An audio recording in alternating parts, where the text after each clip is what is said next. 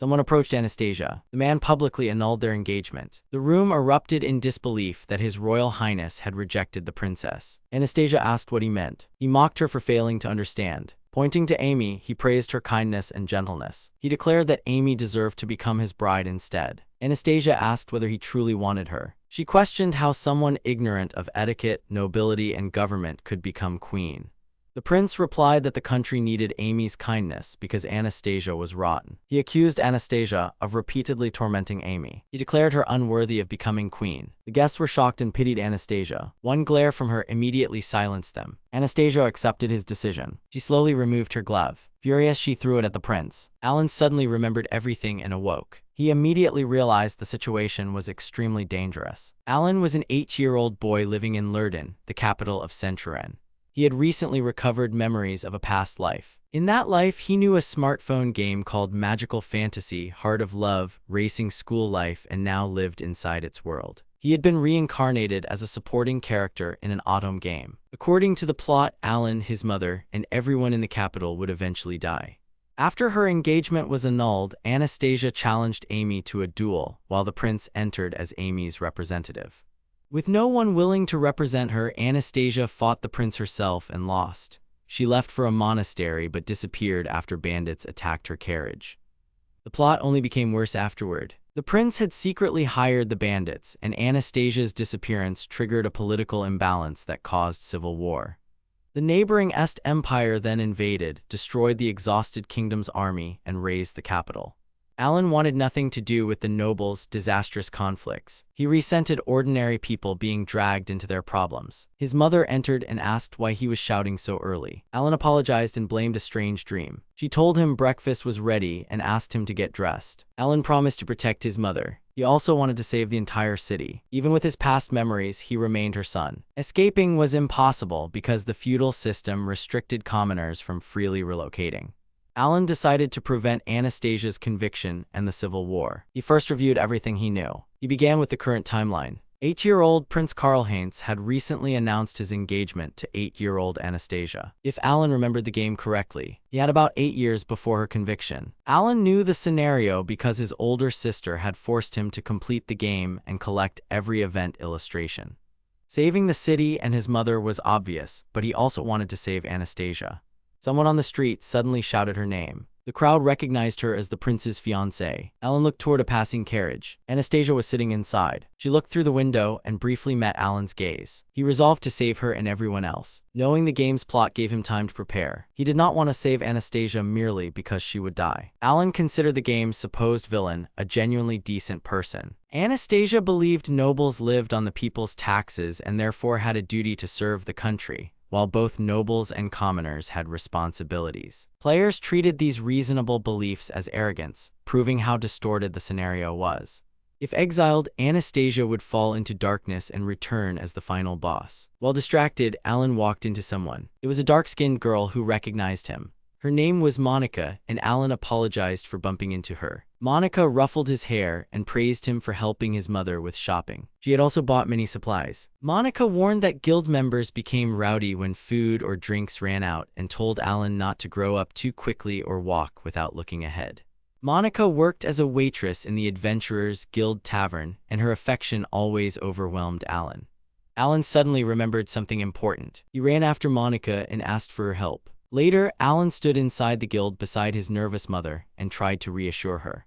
A group of adventurers asked what he wanted. This was the first important step in Alan's plan. One man asked him to explain. Alan requested permission to clean the gutters. The adventurer understood and happily agreed. He advised Alan's mother to register him with the guild and brought the necessary documents. She filled in the required information. When they reached the name section, Alan was called forward. The guild needed a drop of blood to create his card, worrying his mother. They assured her that only his fingertip would be pricked with sterile equipment. Despite their intimidating appearance, the adventurers treated them kindly. Alan's finger was pricked and his blood was placed on the card. The card glowed and activated. They gave him a towel and warned him not to lose it. Alan examined his new guild card. He had completed the first step when Monica hugged him from behind. She congratulated him on joining the guild and wished him luck. Monica said his mother must be proud of him. His mother tearfully smiled, warned him not to overwork himself, and wished him success. To rewrite history and save everyone, Alan needed to confirm this was truly the game world and earn a large amount of money. He planned to save Anastasia by becoming her representative, defeating the Crown Prince in 7 years, and entering the Royal Academy, which required considerable funds. Since he currently had nothing, Alan would work. He also needed proof that this world matched the game. The guild warned that the underground sewers smelled worse than gutters, but paid twice as much. Alan eagerly accepted. The higher salary was not his real objective. A secret scroll was hidden inside the restricted sewers, though the game's characters would not discover it for another 8 years. In the game, Amy and her companions escaped the Imperial Guard through the sewers and found the scroll in the tiny forgotten room. Finding it now would confirm Alan had entered the autumn game. Alan located the only recessed wall and searched for a marked brick. Pressing it opened a hidden door. Curious about the forgotten room, Alan entered and searched for the scroll. When he saw it on the pedestal, he wondered if there were any traps there. Unfortunately, he couldn't reach it because he was still a child and short in stature. It was like a trap. He pried the scroll open with the tool and received the scroll in his hands. When he opened it, there was the inscription stealth inside. That was what he needed. This confirmed that it was in the game, as in the story when Amy touches it, the scroll begins to glow brightly and then disappears. The same thing happened to Alan. This is how you get the skill in the scroll. He then took out the adventurer card. He double-tapped the guild card and swiped left. After the swing, the adventurer status was unlocked, and stealth appeared in the list of skills. There was no longer any doubt. This was definitely the world of an autumn game. This means that if he does nothing, this world will follow the game's plot. He was asked where he had been, even though the lunch break had already ended. He apologized and said that he was lost and would get to work right away. Alan started working with everyone else, but he had one thing in mind. He could not allow the destruction of the world. After work, they all smelled really bad, so they decided to take a bath as soon as they got back. When they started to approach, someone said that they should race to the tent because whoever came last would have to carry water. Everyone immediately ran towards the tent and, having already undressed, ran inside. But Monica, who had arrived first and was also swimming, was already sitting inside. The guys were stunned and immediately ran out of the tent. Suddenly, Alan was grabbed by the arm, and Monica pulled him inside the tent. His mother was worried that he would come home smelling like sewerage, and it was the guild's duty to take care of him, so she started washing him, but naked so that her clothes wouldn't get wet too. And she was waiting for him here just to say this, so she reached for him, causing the people outside to hear Alan's scream. Sometime after his scream, he was suddenly spat out of the tent. Alan's skin was shining after Monica washed him. The men even thought about getting dressed. Once home, Alan activated the stealth skill. He had another reason why he wanted to get it. When he activated it, he wondered if it had worked. At that moment, his mother came home. She started looking for him around the room, although Alan was standing right in the center. He began to fidget in front of her face and wave his hands while she turned off the lit lamp after him. Then he touched her shoulder to call out to her. She was very scared of this, even though he was here from the very beginning. Apparently, the skill automatically deactivates if you approach too quickly. The experiment was a success. Alan showed her his earnings for the day. The mother thanked him but still added that he should take care of himself. And he shouldn't worry about household chores, and he shouldn't forget about schoolwork. Speaking of school, in this world, children can attend primary school 3 times a week for free. There's no point in teaching reading, writing, and arithmetic now, but geography and history shouldn't be neglected. They'll come in handy for the high school entrance exam. And since he has received stealth, he can move on to the next skill. This skill is called analysis. Analysis is a crucial skill needed to change history, but the location of the scroll containing this skill is filled with monsters. It's different from the stinking sewer, and he'll probably have to risk his life to get it. On the street, he met the horned rabbit, the only creature in the area. He's not a very scary demon, but just in case, he used stealth to avoid being seen and move on. But what was more important, he did not see the ruins. Following a map is no match for wandering around. For starters, he only knows the direction he needs to go and how far these ruins are from the city. He needed to get there before dusk. Passing the guards, he thanked them for their work, but thanks to stealth, he can get in here for free. In any case, this was the second day in a row that he had gone searching, and he was wondering if he would find the ruins. On the 3rd day, he accidentally saw a fight or something like that between horned rabbits. On the 4th day, a sudden downpour began. His mother noticed that he had been coming home late lately and asked if he really worked that much, to which he replied that it was not quite like that and that everything was fine. The sewer workers also noticed that Alan was more tired than usual lately. On the 5th day of searching, he finally found those very ruins. Finally, all his hard work paid off. But now was not the time to rejoice, because he had to find the scroll of analysis as soon as possible. Suddenly, he noticed someone and quickly hid behind the rocks that lay nearby. Monsters appeared on the horizon, hanging around in large numbers. They were goblins, although there shouldn't be any such enemies in these ruins. He didn't expect there to be so many goblins in these ruins. In the game, everything was different.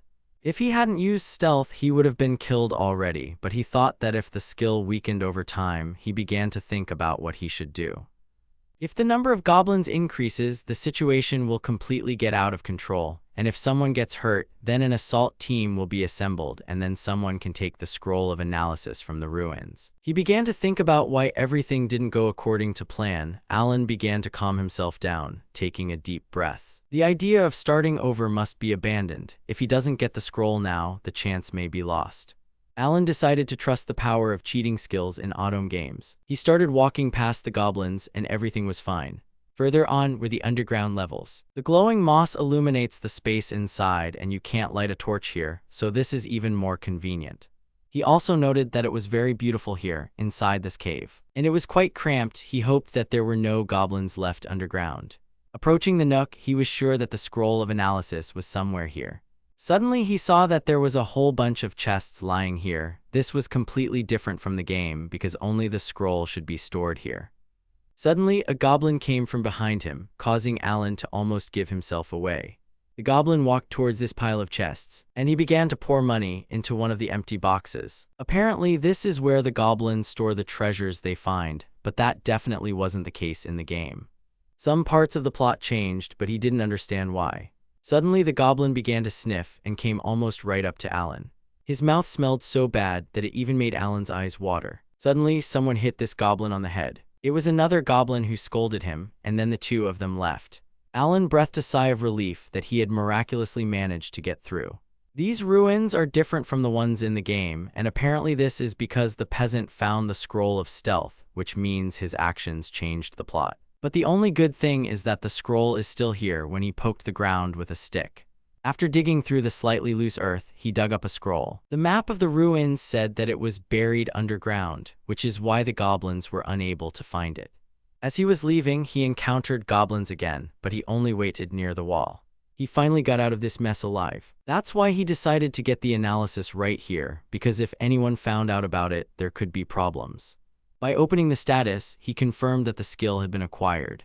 The analysis was received, and this was a very big step towards his goal, so he decided to go further. He cleaned the gutter with remarkable energy, and was even offered food as soon as he finished. 2 weeks later, he came to the guild in the morning and noticed that everyone around him was excited. He also saw the leader at the table signing some papers. He said that they had discovered a goblin nest in the ruins of an ancient labyrinth in the northeast, and if they didn't deal with it now, they would multiply and cause more damage, so they were currently assembling an assault force. It turns out that Alan did the right thing by taking the scroll that day. It was buried, which means the goblins and the assault squad would not have found it. Perhaps only Amy could have discovered it. If so, they are following a different plot from the game. The leader said that if the goblins guarded the treasure, it would bring them great profit, but Alan was still too young for the task. Alan knew about this and asked if the leader would go too, but he said that he would not go because he had been retired for a long time. Alan then remarked that he looked quite strong and healthy. Then the leader showed him his leg, which was missing. Instead of it, there was a prosthetic leg. During one of his missions, an orc's arrow hit him in the knee. The arrowhead was covered in poison. That's the story of his injury. He can still handle routine and some exercises, but sparring with young guys is already a problem. But nevertheless, both leather and steel work magically together. One day, when his time comes to pick up a sword, he will still be able to teach him the basics. Alan was grateful to him in advance for this. By the way, the leader's name is Rudolph. He was asked to look at the map. This was the path to the ruins. We should send some scouts into this forest. Perhaps this is a good place for hunting. Even though he is retired and works at headquarters, he is still trusted. Alan is sure that he was an excellent adventurer. Well, today he was cleaning the gutters again. Now he has the analysis skill. The next target will be alchemy. The next day, he already began to get ready for the journey. His mother asked him if he had a day off today, and he replied that he was going shopping. And when he said that he would be back before dark, his mother thought that perhaps he was going on a date. The alchemy scroll is an in-game item that can be purchased, but it costs 15 million cents, and he currently barely has 5,000, so it's practically impossible to accumulate such an amount, so donations are essential. But he decided to think about it later. Besides the fact that this skill is cheating, since it is practically a donation, he thought about how he could earn enough money to buy an alchemy scroll. Traveling merchants had already set up their tents in this area, and this is where his new analysis skill would come in handy. Then he looked at the pile of jewelry at the merchants. He saw that there was an earring of power lying there, which was worth 300,000 cents. When he asked about it, the merchant said that it was the only one and asked if he wanted to give it to his girlfriend. He replied that this was not the case and that he was simply interested. The merchant told him that the wife of one merchant had exchanged it for a loan, and could he imagine how upset the girl would be if he gave her only one earring. Alan decided to take it, to which the merchant again reminded him that there was no other one like it, which was very persistent on his part. He paid for his purchase with a guild card. The merchant wished him luck with the girl, even though she never existed. His further plan was as follows. Selling this earring to an adventurer or merchant for half the estimated value, or 150,000 cents, although you'll have to make some concessions, is a rare deal, but if you're lucky, you can make a lot of money. He decided to stick with this approach until he had accumulated 15 million cents. All he had to do was keep cleaning out the gutter. Alan brought the gloves and earring to the guild. When Rudolph asked him why he had brought them, he replied that he wanted to sell them to someone and wanted to hear his opinion first. Rudolph asked where he got them from. He replied that it was for a bench for only 3,000. Then he understood everything and agreed to look. He began to examine the earring and then the gloves. He then decided to bring in an expert, which speaks to his experience. The expert was surprised that Alan brought the power earring and fireproof gloves, and confirmed that they were real. Then Rudolph told him that if he put them up for sale, he could become a target for some madmen, and suggested that the guild buy them at a fair price. He agreed. So he told the expert to take care of it. But he decided to warn Alan because he had just gotten lucky, and if he became greedy, nothing good would await him. Alan understood everything, but he had one more request. Then at that moment he asked for what he wanted. Rudolph kept telling him to hold the sword correctly, and that's how his training began.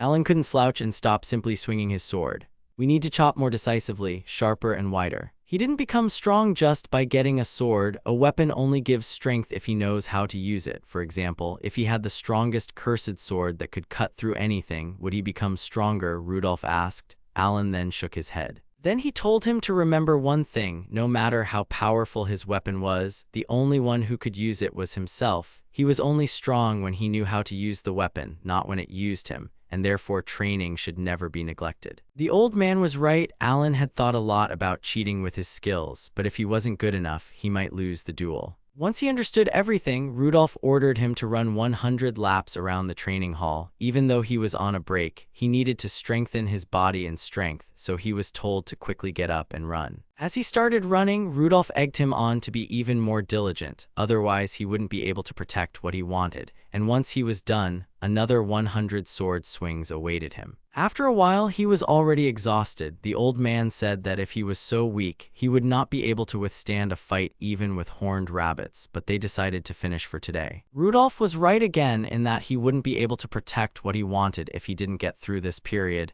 He wouldn't be able to save either his mother or the villain. He just couldn't lose, so he kept training, bargaining, cleaning, and lifting. After 3 years, he finally raised 15 million cents. His mother called him to breakfast, and Alan, who was already 11 years old, was ready to go down. Mom asked where he was going. Alan replied that he was going to the market, but Mom was more surprised at how much he had grown. So he told him to come back before dark, because tomorrow they would have an important day. He devoted all his time to training, school, and competitions. And after 2 years of hard work and dedication, he finally achieved his goal of saving 15 million cents. And right now he's heading to a suspicious little shop in the basement of an alley in a less than desirable area. The people here were scary, so he decided to use stealth to avoid being seen by anyone, so as not to get into trouble. Finally, he came to Rue's store, so he turned off stealth. When he knocked, he was asked who was there. He used the analysis on the door, and a window opened in front of him. It was a password that was valid for another 7 hours. The password was this: "Today the rabbit hid in the eastern forest. Tomorrow we will move south, but first we need to satisfy our hunger." After that, the door handle clicked. When he went inside, he was greeted by a small shop with an old woman sitting in the center. She asked what he wanted to buy. Alan replied that he needed an alchemy scroll. She praised him for his good taste and choice and offered him for 14 million. The witch turned around and began looking for the scroll. While she was searching, Alan looked at the shelves and wondered what these things were for. She then found the scroll and placed the alchemy scroll on the table, and also added the goblin's magic stones on the house. But Alan decided to use the analysis on this scroll. It was a very ordinary scroll for 1,000 cents. The only difference was the name. It was marked as an alchemy scroll. Alan then said that this was not what he needed and asked if she really had the scroll. The witch then smirked and praised him for passing the test and for his keen eye. This time she pulled out a real alchemy scroll worth 13 million cents. Alan decided to pay with his guild card and asked if she minded if he used it right now. She didn't mind. When he used it, the alchemy skill appeared in the status. She thanked him for the purchase and laughed maliciously, which made Alan not particularly want to come back here again. Thus, his years of painstaking work finally paid off. The cheat power of the alchemy skill will play a role in the further future. When he came home, his mother told him that he was late. She did say that tomorrow was an important day, and she told him to go to bed early today. Tomorrow was indeed an important day. He had his high school graduation exam waiting for him. According to the school system of this world, children go to middle school at 12 years old and high school at 15 years old. Basically, he was going to cheat thanks to his memories from his life. Using them, he would pass the high school graduation exam at 11 years old, since he skipped several grades at once. The royal capital has primary and secondary schools where anyone can study for free, although few people attend secondary schools, as they mainly prepare students for high school. In high school, they teach classical literature, advanced arithmetic, the names of royalty and nobility, as well as their coats of arms, and they also teach them about local produce, the international situation of each region, and finally, they teach basic peasant etiquette. In short, they can learn everything they need to know before getting involved in politics. From behind, Alan was called by the teacher who was about to administer his final exam. As they walked, she asked him again his age. He was 11 years old. Graduating from high school at the age of 11 was something that had never happened before in the royal capital, which was a real miracle, she said, and wished him luck. However, the difficulty of the exam here was barely up to the level of knowledge of a Japanese elementary school student, which even made Alan feel a little ashamed. He was given a full 3 hours to complete the test, which started when the teacher turned over the hourglass. The questions were along the lines of what are the names of the 3 dukes, the full name of the current king, or the full name of the current crown prince, and so on. The only thing that can help here is memorization. He doesn't even know what they look like except for the crown prince, and besides, he's already finished with mathematics. The only thing that has been relatively difficult is geography. He is not sure whether the region produces more wheat or iron ore, but their activities are more or less the same anywhere in the world. So he raised his hand and called the teacher, and then he said that he was finished, which left the teacher dumbfounded.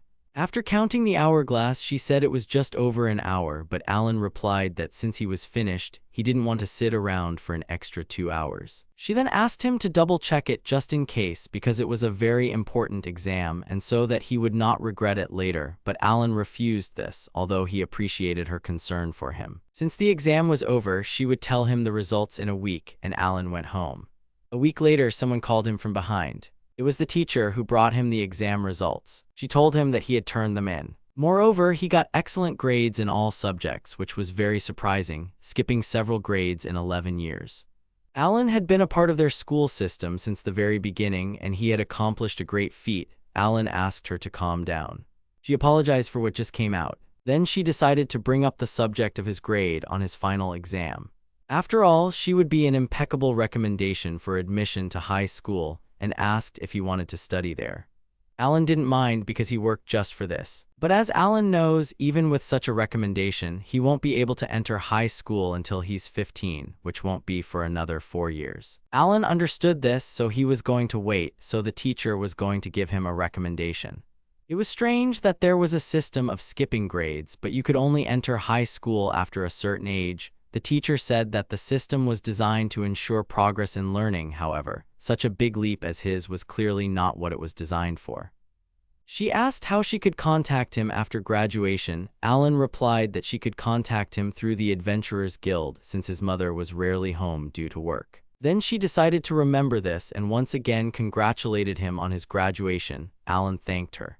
Suddenly, the other students started clapping their hands. He mentally apologized for constantly using the reincarnation cheats, but he had put a lot of effort into memorizing the names of the nobles. That's how he became a high school graduate. At home, a table full of food awaited him, which was a real feast with white bread. The mother apologized for the fact that they didn't have much money and couldn't afford more.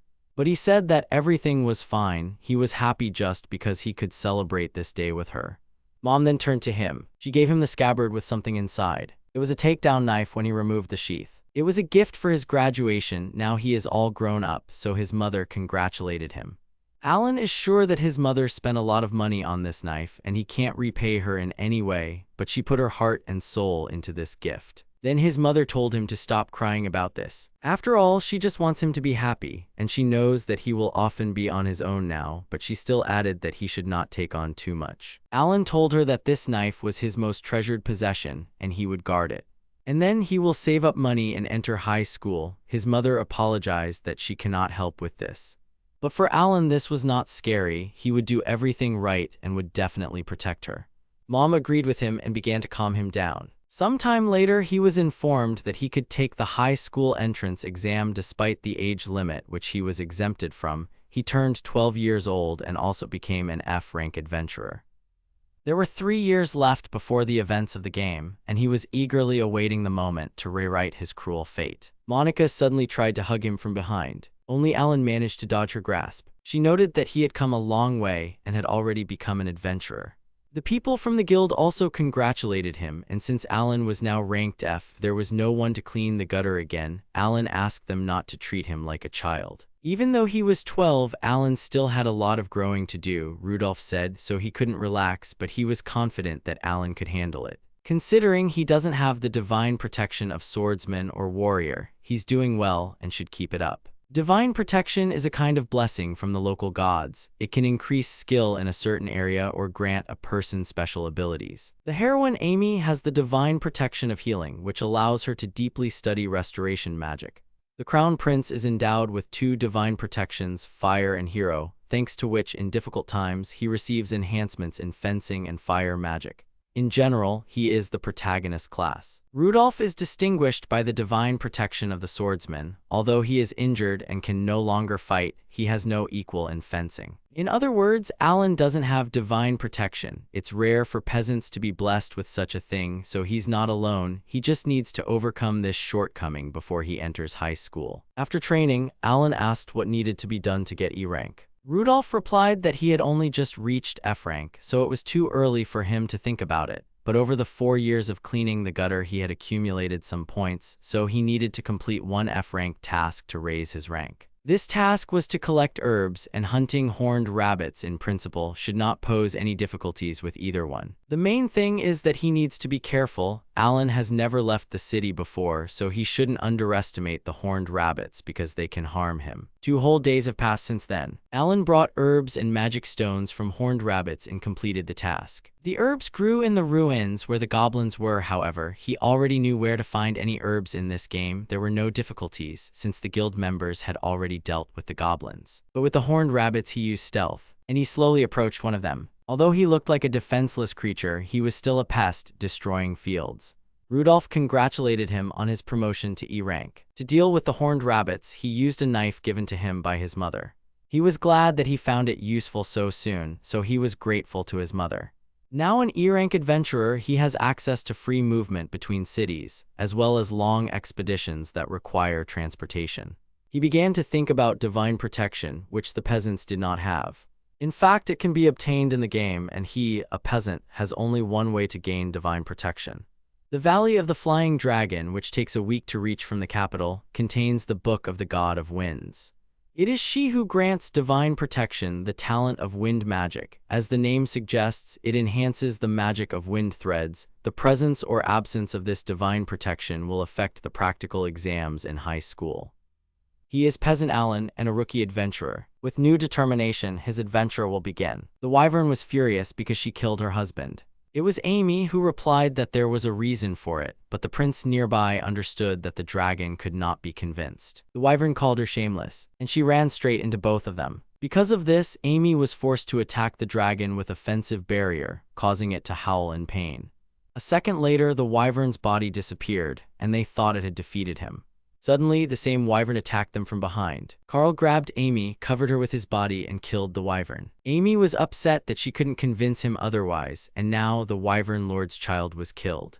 Carl hugged her and said that it had to be this way and they had no other choice. The system announced that Amy had defeated the Wyvern Lord, received the King of the Wind God, and Carl's sympathy had increased by 300, and a new status had been received with him, partner destined by fate. This is what it is like, a magical fantasy, the thrill of school love. In the game, the Book of the God of Winds is received during this event. In fact, when someone suddenly breaks into their house, kills them, and steals their things, it's literally a robbery that earned sympathy from the Wyvern Lord. Alan doesn't think he's the only one who didn't believe Amy's tears after she killed his wife and child. Alan paid for the trip and was warned that there was dangerous territory ahead. Now that the game is out of his way, he heads to the Valley of the Flying Dragon to get the Book of the Wind God, just like Amy. He prepared himself in Friesen, the village closest to the valley, and was about to undertake a 24-hour mountain climb. They say that fierce demons lurk in the depths of the mountain, and he was, of course, interested in learning more about them,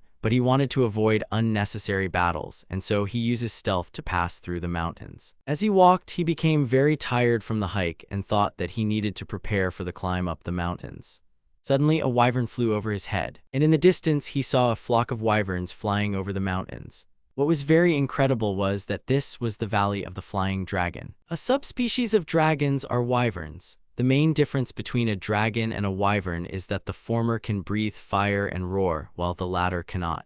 In general, wyverns are the same demons but weaker than dragons. Now was not the time to gape, so he decided to set up camp before sunset and found a good spot.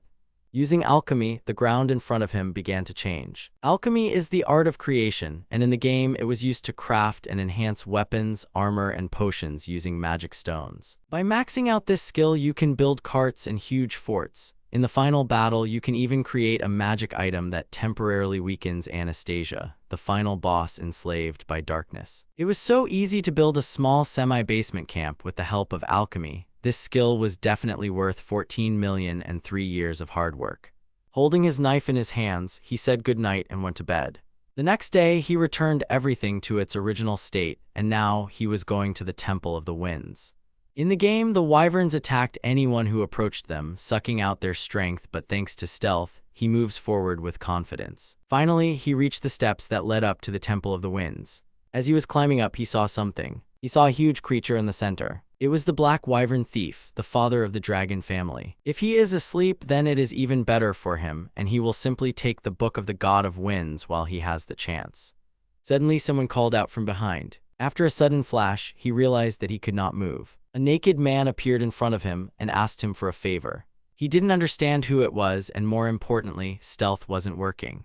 The man then told him that everything was fine and that he should relax because he did not need to use stealth, and he was not going to kill him. He also added that if he ran away, he would not get what he was looking for, and pulled out a scroll from somewhere out of thin air. This was the very scroll of the Book of the God of Winds that Alan came for.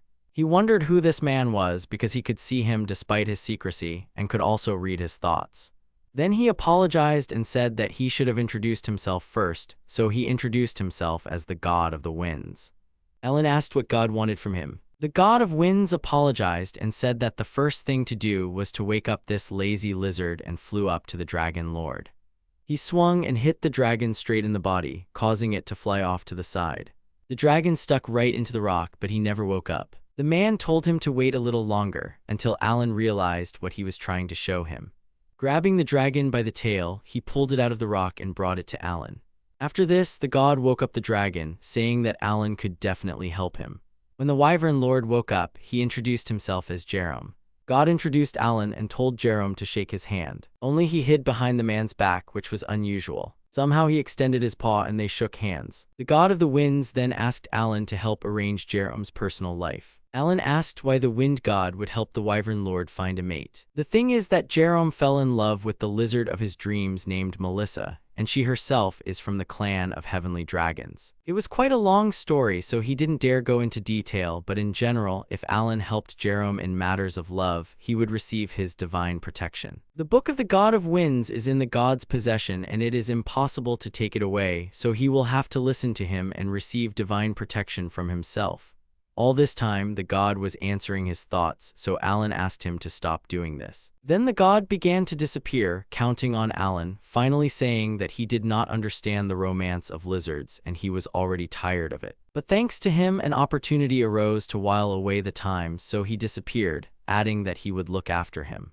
Alan thought that these words were probably not meant for his ears. He then turned to Jerome and asked what Melissa looked like. Then he brought him to that very same heavenly dragoness Melissa. Alan saw a familiar ribbon on Melissa's tail. In the game, she was the boss in that very mission, after completing which they give the Book of the God of Winds. If he hadn't come here, the god would have gotten bored and abandoned Jerome to his fate. Jerome was on cloud 9 while building a family with Melissa, and then they were disturbed by Amy and the others.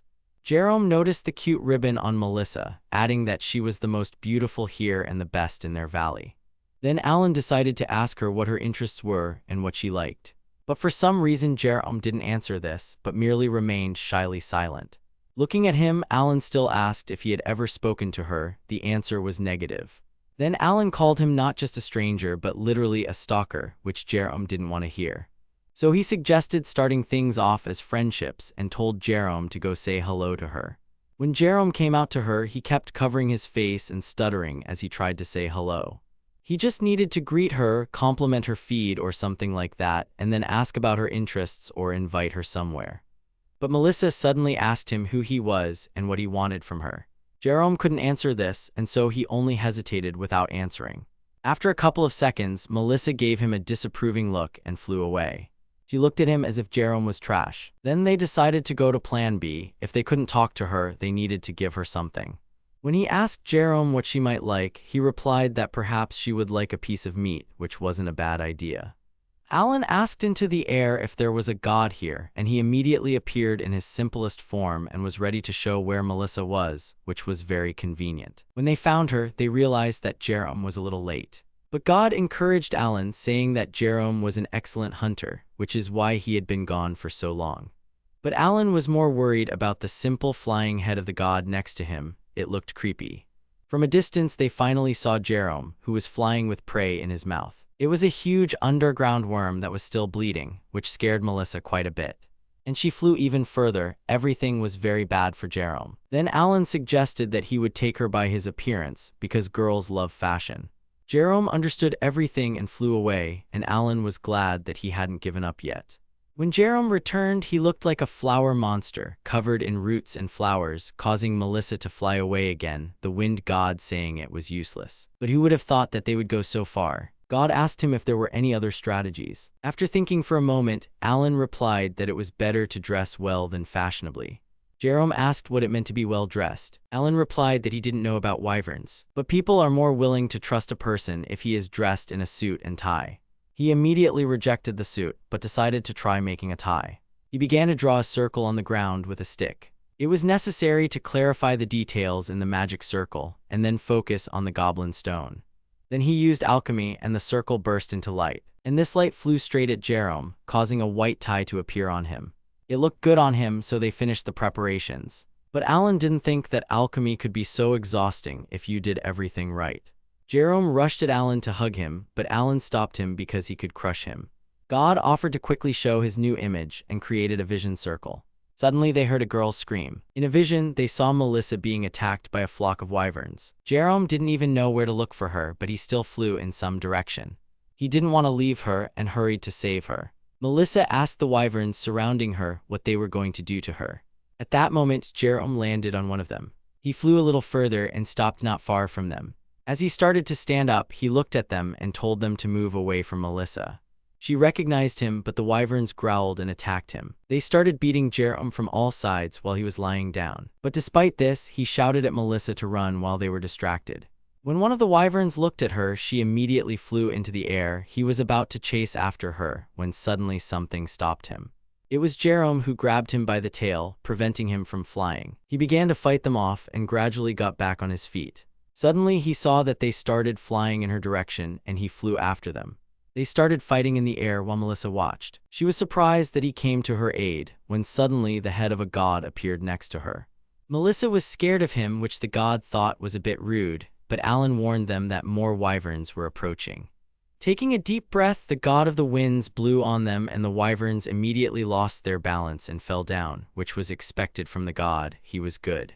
When Melissa asked what kind of people they were, Alan replied that they were Jerome's friends. And she was told that Jerome had flown to her aid, and that he had already managed to deal with all the wyverns.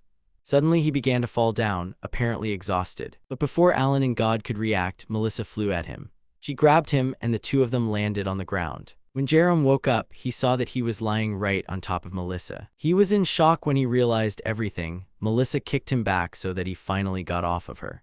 Jerome quickly apologized when he realized his tail was being held down by something. It was Melissa's tail, and she blushed and thanked him for saving her.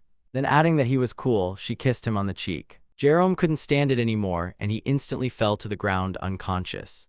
Alan believes that he was able to fulfill the request of the god of winds and help Jerome, although he, in fact, did nothing. But as promised, God was going to give him his divine protection. He asked her to come closer and put his hand on the top of her head. A second later, everything was ready, and Alan was already able to receive the divine protection of the god of winds. As for Jerome, the god of the winds gave him his blessing when the time came for marriage. Jerome was surprised that this topic came up so quickly, and Melissa didn't even mind. Then God wished them all good luck and finally disappeared. Alan thought it was a bit strange, but he still didn't find the book of the god of winds on the altar. According to the original plot, Amy was supposed to take it. Even if she comes here in 4 years, she will not see divine protection, and it is worth seeing how this will affect history. Jerome turned to Alan and thanked him for his help. He replied that he himself had not done anything special, and that it was all thanks to Jerome. Although Jerome wanted to thank him, Alan refused. He then warned them to stay away from the valley every summer for the next 4 years, as people might break in on them. Melissa then turned to Alan, and she also thanked him for the item of clothing that Jerry wears, because to her it looks cool and suits him very well. If he suddenly needs their help, they will definitely help him out, no matter what happens. This is the gratitude she offered. Alan didn't mind and remembered it. Looking at Jerome, he wished him luck with Melissa, but he didn't know what to say. Suddenly, Melissa gave him a slap on the back of the head and thanked Alan again. Then, grabbing Jerome by the neck with her tail, she led him to make her nest, specifying that it would be a love nest, and so they flew away from Alan. That's how he helped the wyverns instead of the humans and finally received divine protection. But before returning to Ruoden, he had some business left to attend to in the village of Friesen. This was to provide himself with high-speed transport. He was going to build himself a glider. The fastest mode of transportation in this world is the horse, but even this transport is inevitably limited to only a couple of 100 kilometers per day, and an ordinary carriage can travel no more than 10 kilometers per day. But creating a way to travel hundreds of kilometers per hour in this world became his goal. He is going to build a motor glider powered by wind magic, of course. Studying wind magic was not part of his plans for this expedition. But since the situation has changed and he has been given such a chance, he decided to move the glider project forward. Incidentally, in his past life, he was an aeronautical engineer, and he even got to pilot the plane he and his friends built for a school tournament, which is why he still remembers the taste of the water in Lake Biwa. The plan was ready, and all that remained was to implement it tomorrow. He came to the perfect spot for an airstrip, and he decided to clear the area. To do this, Alan used Windcutter, casting a spell mana, the source of all existence, accumulate in my hand and turn into wind, strike down my enemy. He still felt awkward saying spells out loud, but he could learn to do so with the wind magic skill, and the spell he was about to use just came to his mind. By the way, the divine protection he received the other day was originally called Wind Magic Ability, and he didn't expect to receive the wind magic skill either. On top of that, his magic power increased from F to D, which was pretty good for an E-rank adventurer. He wondered if it was due to the divine protection of the god of winds, but thanks to the magic of the winds, he could mow the grass and lift his glider into the air, for which he thanked that god. He's figured out the runway, now he needs to prepare the glider for a test flight.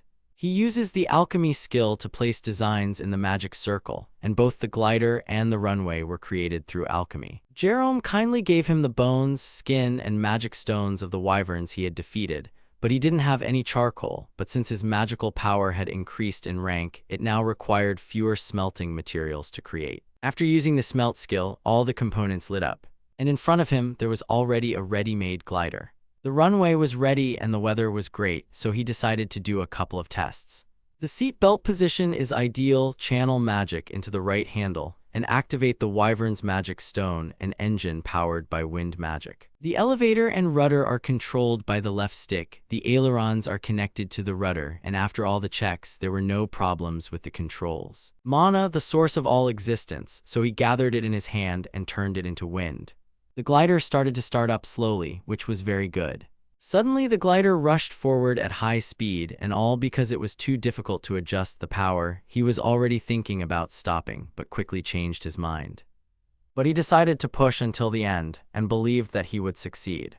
Thus, Alan finally takes to the skies, and he was able to fly calmly in the air on his glider. He tried to keep to this road as a guide. It was the way to Ruiden. Then he looked down and realized that he had forgotten to tidy up, but decided to do it after he returned. He hadn't flown since his student days in his previous life, and it was a damn good feeling for him. Suddenly, someone saw his glider in the sky. It was Mrs. Anastasia. Her guest, Margaret, asked what was the matter. She pointed to the sky and said that she saw some strange bird. She described it as large and flying when it wasn't flapping its wings. Margaret said that it was possible that it was a wyvern, and therefore it was worth reporting it to the castle. And at that moment, Alan already saw the royal capital. A journey that would have taken several days in a cart took only a few hours, so he decided to start preparing for boarding when he suddenly realized that he had nowhere to sit. There's unlikely to be a suitable location near the royal capital. The streets aren't wide enough, and there are a lot of people there. Besides, there's no ocean or large rivers nearby, and a parachute isn't an option at all, so jumping out of a plane would be a bad idea. Then he saw a lake nearby. He began to think what was safer, the fatal cleared meadow or the lake, and after a couple of seconds, he decided. He picked up more speed and headed straight towards the lake. He needed to descend smoothly to the water's edge to prevent the engine from stalling, and then slow down just before landing on the water. To do this, he used the counter-thrust of wind magic. His glider landed in the water and was almost sunk. Fortunately, Alan was able to survive. He was too careless. The most important things, namely the guild card, the knife from his mother, and other items survived. And the glider, when he looked at it, began to disappear right before his eyes. Apparently, this happens to all the objects that he created using alchemy when they break. He failed, although the glider flight was successful, but he lost 2 valuable magic stones, bones, and wyvern wings. When he came back, Rudolph greeted him, noticed that his clothes were soaking wet, and asked what he had been doing. He didn't answer directly, but simply said that he had screwed up a bit and fallen into the water, so he wanted to take a hot shower in the guild.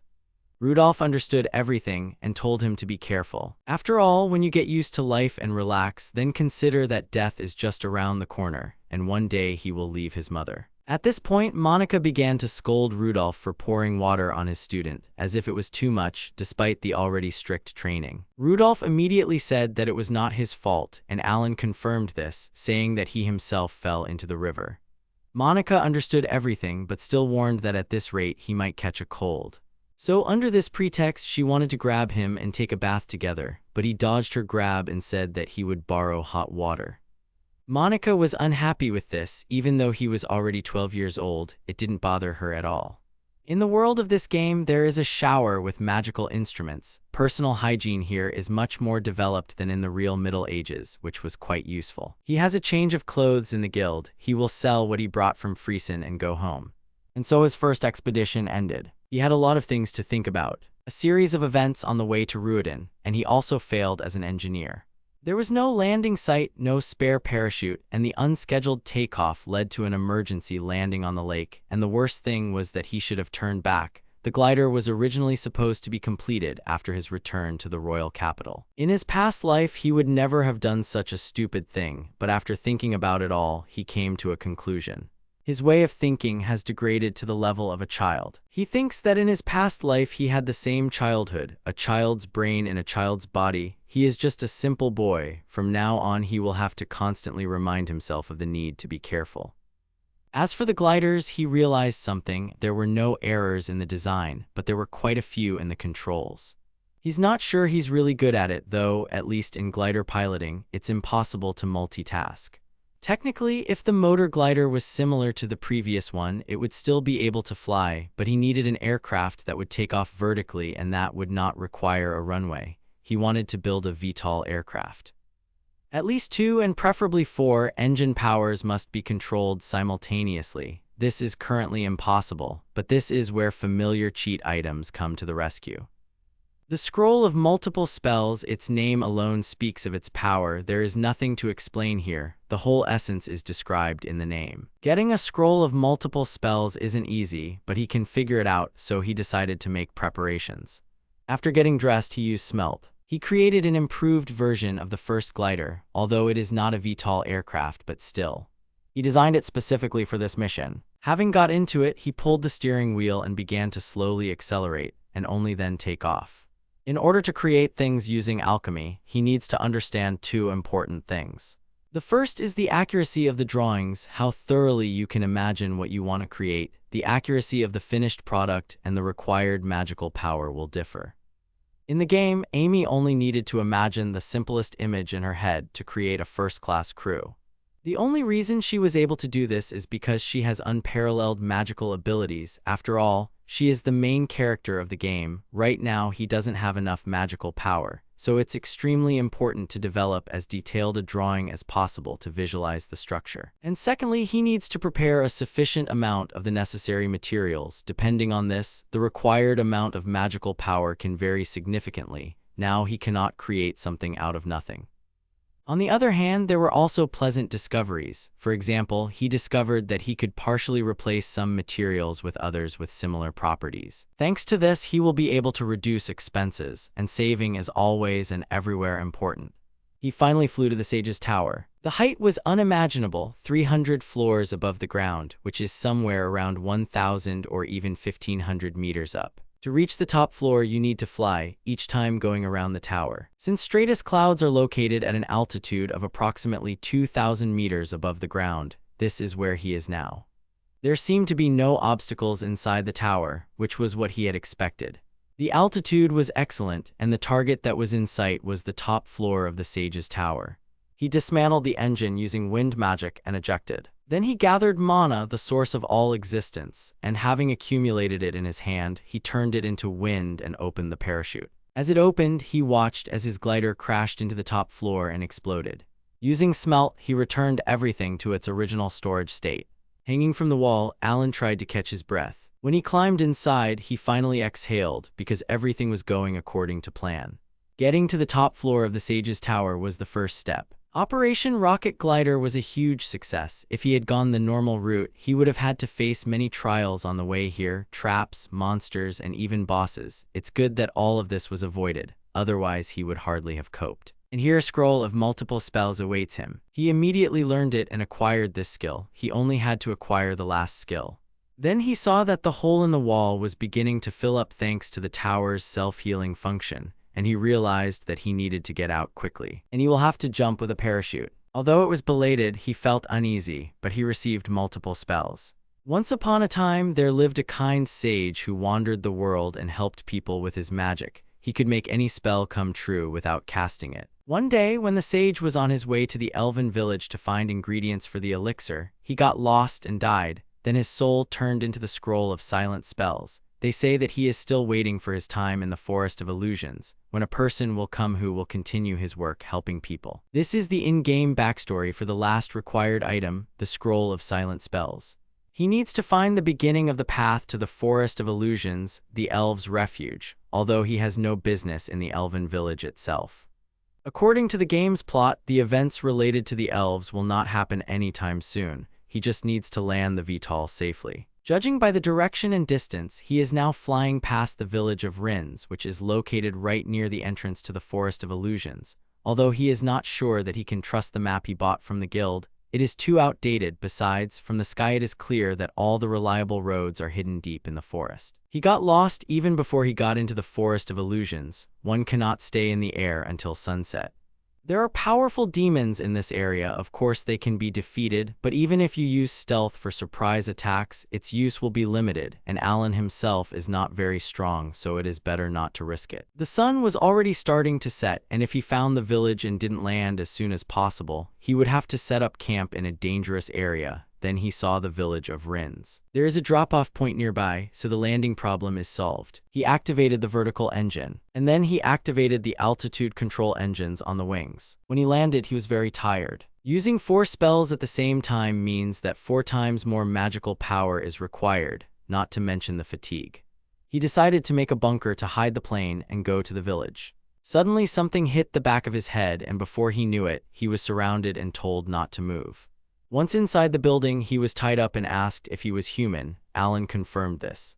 Then they asked him what he was doing in their village. Alan replied that he was simply lost and trying to get to the human village when suddenly one of the guards pressed right on his neck. But when the lady raised her hand, the guard loosened his grip, and then she added that their village was protected by spirits. People and demons cannot leave the forest, and she asked how he managed to do this. When Alan replied that he had come down from the sky, she asked if he had come from that strange transport. The guard said it was impossible because he couldn't sense any magic from Alan at all. To which she agreed. She also did not sense enough magic to support him flying through the forest of illusions. Alan was a bit reluctant to reveal all his cards, but he thought he had no other choice since he was dealing with elves who were hostile to humans, so he said he had the divine protection of the god of the winds, which surprised the lady. She then exhaled, saying that God had not abandoned them after all. Alan felt that this conversation would lead to nothing good. When he confirmed that he had divine protection, the lady immediately apologized for her rudeness and impatience. And then she asked him to save their village. This meant that the event related to the village had begun. She said that they have problems with an evil spirit in the Forest of Illusion. Recently, it gradually began to approach their village, and the elves could not scare it away. Alan knew nothing about this event, so he asked what this evil spirit did. She replied that the evil spirit was chasing the elves and other spirits. But fortunately, due to its very low speed, it hasn't injured anyone yet, but if things continue like this, damage will sooner or later be done, and they won't be able to protect their forest or village. In other words, an evil spirit was attacking them and the elves had to drive it out, but Alan asked if that wasn't what the priest was supposed to do. She replied that unfortunately, because of their history between humans and elves, they try to invite people to their village as little as possible. But she was confident that Alan, who had divine protection, would be able to do it, so she asked for his help with a bowed head. Suddenly, another elf emerged from the doorway, the lady's daughter, who insisted that they did not need to rely on a man because she herself would drive out the evil spirit. Alan recognized this girl from the game. She was the princess of the elf village. Her name is Sherry, but her mother asked her to leave because she was talking to a client. Suddenly, one of the subordinates came and reported that an evil spirit had arrived. He was in the central square, so Sherry ran there straight away. Then Alan decided to follow her and look at this spirit. The elves rang the bells, and all the guards ran to the central square. And when Alan came there, he saw an old man in a cloak and with a staff who didn't look very good.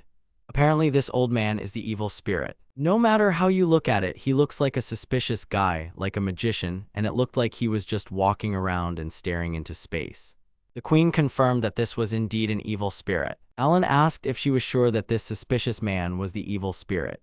Then she asked if that was really how he saw the black fog. Alan realized that he saw things a little differently than the elves, so he asked her to describe what she saw.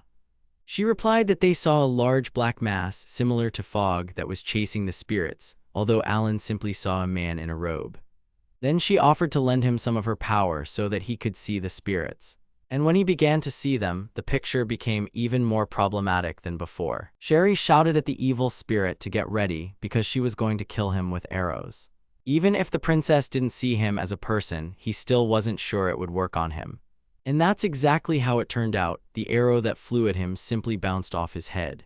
Sherry was told to step aside and leave everything to the guards, and Alan stood and wondered who this suspicious man was. Because he really didn't look good and didn't show any reaction. To begin with, he decided to try to talk to him and approached him, addressing him. Then he suddenly said that he was a middle-aged virgin, which left Alan dumbfounded. When he asked about it again, he replied that it was not actually true. And in general, he has a great name, Loringas, that's what his parents called him. A suspicious middle-aged man, Loringas, was chasing a little girl who looked exactly like the one he asked him what he was doing. He was glad that Alan asked him because he wanted to meet the spirits of the elven village. This spirit is already 1,000 years old, but she is still in the body of a little girl. In other words, she is a legal loli, he said. Then Alan began to think about what to do, because this guy was just a pervert. The elves saw Alan talking to the black clot and were amazed by it. He noticed how they placed their hopes in him. Alan asked the man to leave, calling him a dirty pedophile, to which he was outraged at being called a pervert. He then added that he was admiring, not touching, although Alan definitely saw him trying to grope her. He would never touch the perfume, even for a split second. Then Alan asked him to stop chasing her because the guy scared the hell out of her, which left him in shock. When he looked at the spirit, he saw her hiding behind the elf and shaking in fear. He couldn't believe he was scaring away spirits. So he fell on his knees. Being a gentleman, Alan advised him to leave. But he refused because he needed to get to the elven village. Only when Alan said what was in it, the man froze. And then he was happy because now he could make the elixir, and he also wanted to see the elf queen.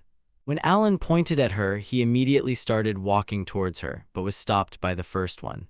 And he said that the elves think that he is an evil spirit because of his evil thoughts, because they see him as a big black fog. Then the man asked Alan to bring the petals of the spirit tree and elven honey to prepare the elixir. Alan asked if he would leave when he got them. When the man confirmed that he would leave, Alan turned to the queen, and he conveyed to them the message that if they provided the evil spirit with the petals of the spirit tree and elven honey, he would go away. Then the queen ordered her elves to bring the petals and honey that the evil spirit had requested. When they brought him everything he needed, he confirmed their taste, so now he should leave. He was immensely grateful to Alan, and he would never forget it. With these words he left. Alan asked if they were okay. The elves immediately surrounded him and thanked him for his help, as this was expected from a divine child, the protege of the god of the winds. Sherry chuckled and also praised him, albeit with a little sarcasm because she is a tsundere. He was allowed to spend the night in their village. Once inside the village, he began to take a bath, or rather, sit in the hot springs, which was surprising given his presence in the elven village. Today's event was new to him. He thought he had seen everything, but apparently he was wrong. Then one of the elf boys approached him and asked his permission to rub his back. Apparently the queen or princess sent him. This is an autumn game after all. After the sources, he went to wash up. Then he heard some noise in the distance. Coming out to the center of the village, he realized that there were quite a lot of people walking around there. When he saw the queen, he asked what was going on. She joyfully announced that the spirit of light had descended upon them. And she pointed to the girl playing with the spirit. It was the spirit of light that was playing with Milila, the little girl. It has been 800 years since the spirit of light was born. Perhaps a new saint has appeared in the human world, the queen added. He was familiar with the event known as the birth of the spirit of light, but in the game it happened the day after Amy saved the elven village from the demons, and this would only happen a few years later, and by saint, he probably meant Amy herself, but he didn't remember such an event. He tried to understand what was happening here, as Her Majesty said that the spirit of light was heading here. The spirit, when she came closer, said that Alan saved her yesterday. After all, thanks to him, she was able to prepare the elixir and become a spirit. Alan immediately recognized her voice and could not believe that it was the same evil spirit from yesterday. If you want to understand loli, you have to become a loli yourself, she said. Thanks to Alan's help, she now knows what it's like. Alan asked if she was really Loringas. She replied that not anymore because she had signed a contract with Millie and now her name was Lou, not Loringas. He turned to Her Majesty and said that the spirit of light had made a contract with Milila.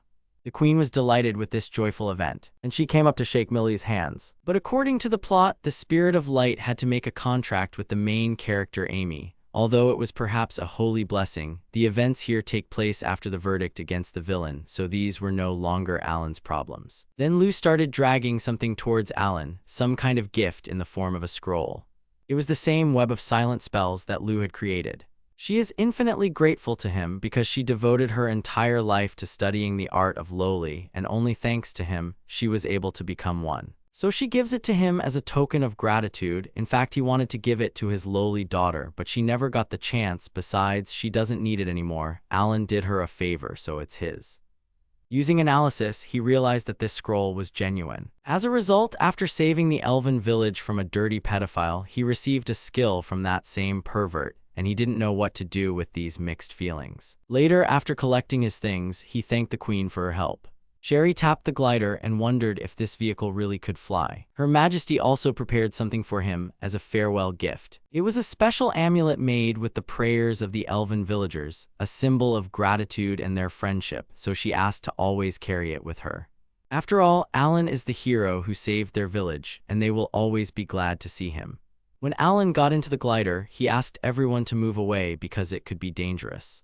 Then, a couple of minutes later, Alan took off vertically in his glider. To the villagers' surprise, Alan said that he would definitely return to visit them. That's how he got the silent spell skill and began to return to Rurdine. Now, with the silent spells, the first phase of his plan to change history is complete, so it's time to move on to the second. He has acquired all the necessary skills, and he also has the money to enter high school.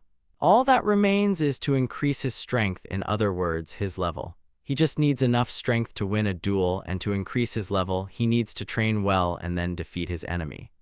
He had heard that an enemy could be either a demon or a human. He had no intention of becoming a criminal. Alan was asked in the guild if he had finally managed to defeat the first goblin. They praised him for his achievement, but told him to be careful. One of the very drunk people also told him to be more careful, although this particular drunkard needed to be more careful. Rudolph said that he didn't see anything funny in it because, as he had already said, he couldn't do stupid things that would upset his mother. Alan understood everything, but before he could understand, Monica suddenly grabbed him in a tight hug. He realized that he had let his guard down and asked Monica to stop doing that. Then suddenly she said that his mother was not the only one who would be sad if something happened to him. So he doesn't have to take on too much. And when Alan realized everything, Monica hit him in the back and told him to try his best. So he came home and told his mother that he was going goblin hunting, told her that he would have to leave her for a while for a dangerous mission, and unlike Monica's strong hug, his mother hugged him very tenderly. He asked her to wait for him because he definitely wanted to save her from this cruel fate. At the witch's shop, he gave the elven honey to the witch for her consideration, and she appreciated it. Alan said that he got it through connections and asked how much she would buy it for. The witch offered him 2 million for 3 bottles of honey. He didn't mind and handed over his card. When he paid, the witch asked him to bring her more of these copies. Alan said that it was unlikely that he would succeed, but he would try, and the witch would be very grateful for that. He, by the way, asked her if she sold magic bags about the size of the room he was in. The witch replied that if she had such a thing, it would cost a whole mountain of money, like a state. A magic bag is an item that allows you to carry more things than its appearance suggests due to its magical properties. He heard that they are not shown in the game due to the inventory, but in this world, they do exist. She said that there are times when you can store a large bag in a small one, and laughing, she told him to come again. So to level up as an adventurer, he needs to exterminate demons, which is why he came to the village of Strutzen. He came to the old man and told him that he had come to deal with the goblins. The old man introduced himself as the head of this village, and they have been waiting for someone to help them for 6 months. There's no rent for the room for the first couple of days, but you will have to pay for food. The reward for killing 1 goblin is 1,500 cents and magic stones. During his stay, living expenses will be about 2,000 or 3,000 cents per day. Killing goblins is not the most profitable job for adventurers since you can't earn much money from it. Goblins don't eat meat, and their equipment is so worn out that it sells for cheap. Their magic stones are also of little value, except for those left behind by the boss. However, if they attack him in a pack, his life will be in danger. So the next morning, he went to the forest on the outskirts of Struzen and brought something with him. He smelted cheap equipment to create an imitation of the Kalashnikov assault rifle, in other words, the AK-47.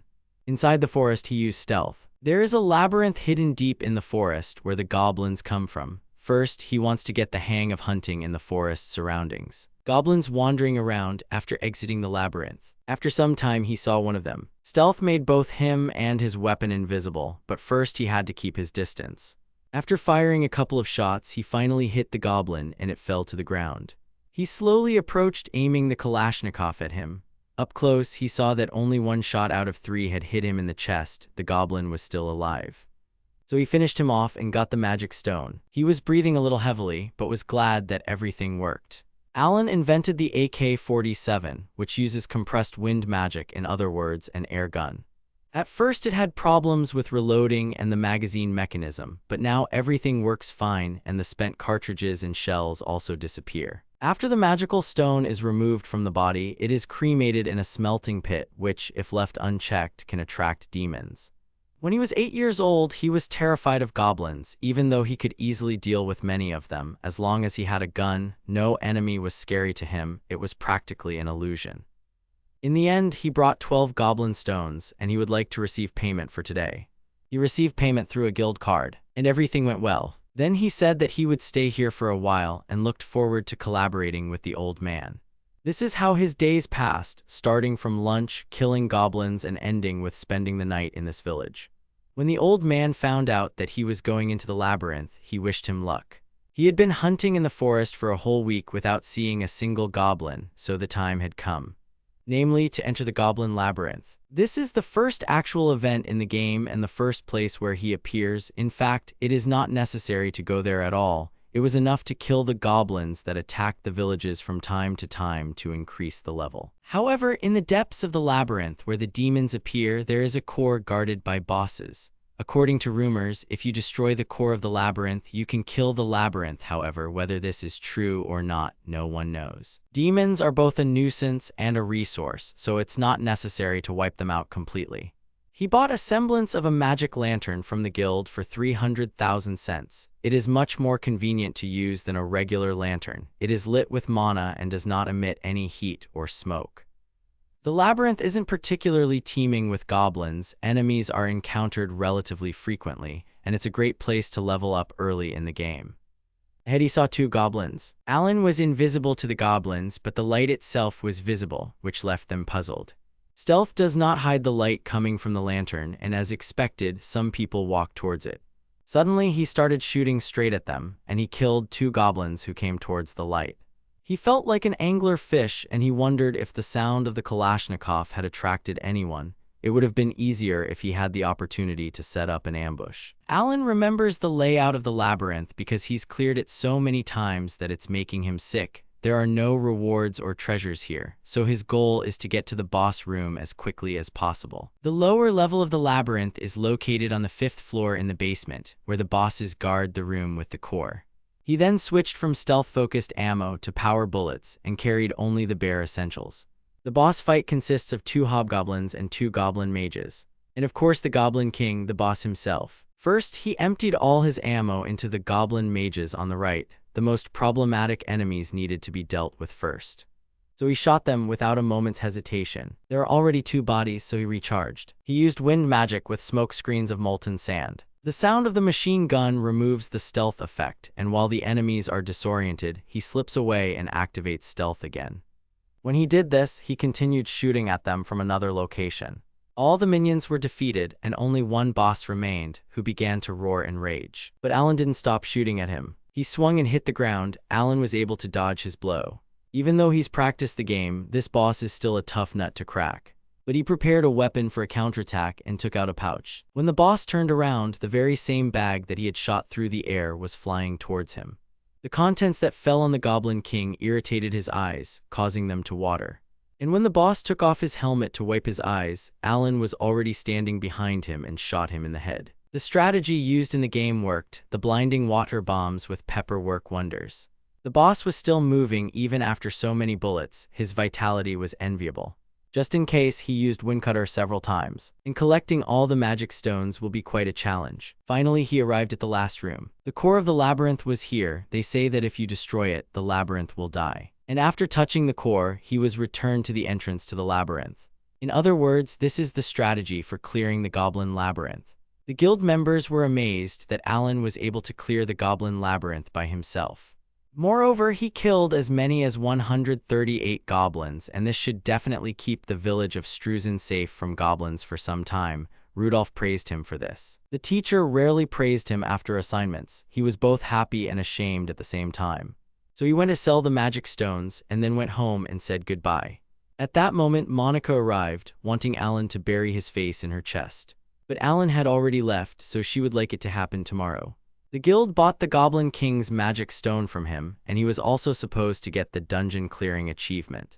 Now that he had leveled up and had money, it was time to move on to the next step, but first there was something he wanted to do. Arriving at the guild the next day, he asked Rudolph to find a new home for his mother. When Alan came home, his mother immediately hugged him. She was very worried about his well-being, but fortunately, Alan was fine, and he also shared that he had been in the Goblin Labyrinth and asked how she was doing. She replied that everything was fine with her too, even when he was not around. Then she remembered something and started chatting with him about the latest news. It was a simple but important conversation between parent and child, and it warmed Alan's heart. He couldn't allow evil fate to take his mother away from him. His mother told him that he could continue to live here on the money he earned, and that she did not expect him to take care of everything. But Alan doesn't mean that at all. Adventurers have a lot of things. There is no way to put them away here. Besides, he doesn't think that living separately is a waste of money. That's why he wants to move out. It's true he needs a place to store supplies, but more than anything, he just wants to make his mom's life better. It would be nice if she moved in with him, he told her, and he would like her to live with them and help with the housework. Suddenly, she put her hands on his and turned to him. All she wants is for Alan to be happy, and she understands that, and since he has a day off, she offered to look for a new home for them together. Then Rudolph realized why he brought his mother to the guild. The mother asked if Alan was doing well and if he was causing trouble. She was told that Alan was making great progress, and by the way, her mother's name was Katerina. That's how she introduced herself to Rudolph. Rudolph shook her hand because he hadn't seen her since the day Alan joined the guild. He was glad to meet them. He added that Alan is their most promising rookie, with an impeccable record of working hard almost every day for all 4 years. Many people want to invite Alan to their squad as soon as he gets the new D rank. It seemed like it was time to remember about the squads, Alan thought. Now he was not considered as a member due to the E rank, which offered a small number of assignments, but at D rank there were no restrictions. And if he was invited to the squad, he would have other plans, but he decided to think about it later when he raised his rank, so he turned to Rudolph and brought up the topic of moving. Rudolph told him that the guild was not a real estate agent. Even if he had found a couple of houses for him, they were all intended for adventurers and did not have sufficient public safety. And he doesn't think it would be a good place for mother and child. Alan then asked to be introduced to a real estate agent. It's a death sentence of sorts, but Alan can't afford to make mistakes in choosing a new home. At that moment, Monica arrived, having learned that Alan was going to move. She greeted Katerina very politely, which was very different from her usual behavior when Alan was working. Monica asked Alan if he was looking for a place to live, and he replied that since he was now earning money, he and his mother were thinking about moving to a bigger house. In that case, Monica suggested going to her house. Alan was surprised by this proposal. Katerina asked what she meant. Her father manages an apartment building, and she can show you an apartment that would be perfect for Alan and his mother. Rudolph said that Monica would be the safest place. The rent was $100,000. Even rundown apartments are now renting out for $60,000 or $70,000, so the deal could be quite good, so Alan agreed to take a look. It wasn't far from here, so they could leave right away. But first, Katerina wanted to say hello to the guild members and stepped away. At that moment, Monica walked up and addressed Alan, and she asked him what he was thinking when she asked about coming to her house, because the reaction that Monica saw from Alan was very interesting. He replied that it was strange, but guessed that she was just trying to tease him. Monica giggled at this answer and left. The guild is a 5-minute walk away, and the city center is also nearby. The place is wonderful, life is easy and convenient. They arrived at the place. The only free apartment was on the top floor, on the 4th. Few people are interested in her because she has to go up and down a lot, but it's even easier for both of them because they now live on the 5th floor. The apartment was quite large and spacious. This was the first room. There are 2 more large and medium rooms in the back and 1 upstairs. There was even a bathroom and toilet. Katerina couldn't believe it. From here, even the castle was clearly visible. There's very little left. Katerina couldn't believe that Monica was only asking $100,000 for such a great apartment. But she didn't mind because Alan was a promising adventurer, and in her opinion, it was worth the investment. Alan didn't understand what she meant, but she didn't want to talk about it. But since Alan's mother likes it here, they will take him. Monica will make sure that Alan repays her when he becomes a great man. When he asked what that meant, she replied that it was none of his business. And just like that, their search for a new home ended with the first option, which was very quick. Rudolph asked him how everything went, and he replied that they had decided to stay with Monica after all. It turns out that their new apartment is even better than their current house. He worked so hard and also provided his mother with a good place to live, said one of the guys, and asked when they were moving. Alan replied that they would slowly move things in rather than move there right away. I told him not to drag this out and to get down to it right now. So the guy told everyone out loud that Alan and his mom were moving to a new house and offered to help with the move. Alan asked Jard to stop doing this because everyone has a lot of their own worries. But he replied that Alan should shut up and just let them help. Even though he doesn't even have a job, Jard just sits around the guild and cleans the gutter. Monica said that since they wanted to help, they should be allowed to do so, since Alan was practically a son to the guilds. Katerina noted that Alan was surrounded by wonderful elders and that he should appreciate them. Monica immediately told the two very drunk people to stay there so that they wouldn't do anything wrong. The older ones, of course, are not so much, but he is still grateful and happy that he is holding back tears. But the mother had already managed to come apart and start crying. They started moving, and it was a bit difficult to move the furniture out because of the cramped space in the house. They probably looked pretty weird on the street, but they still managed to finish moving the last bit of furniture. Inside, even with the furniture, it was very simple. Rudolph hoped that he would soon earn a lot of money and live well. Jard thanked everyone for their work and suggested throwing a banquet upon their return home. And the reason for this will be Alan's move. Some didn't even care about the reason. The main thing was to get drunk. Already at the banquet, Katerina thanked all the adventurers for their help. And she was also incredibly grateful to them for looking after Alan. They turned to Monica, who introduced her to the adventurers who carried their things. Thanks to all of them, they moved into their new home safe and sound. And she was sure that Alan would cause more mischief in the future, but she asked them to take care of him. She then wished them exceptional luck and happiness in everything, and raised a glass to their health. Katerina then went off to talk to everyone. Alan hoped that he and his mother would live in this house for many years, and he should try to make their life even better. And this concerns not only his mother, Rudolph, Monica, the older seekers. He wants to preserve the future in which everyone lives with smiles on their faces. And for this, he will rewrite his destiny. He was then asked if he drinks. Alan replied that now he drinks fruit juice. Jard then hugged him and remarked that his mother was a great beauty. The others agreed with him and even thought about helping with the child, since it was clearly difficult to raise him alone.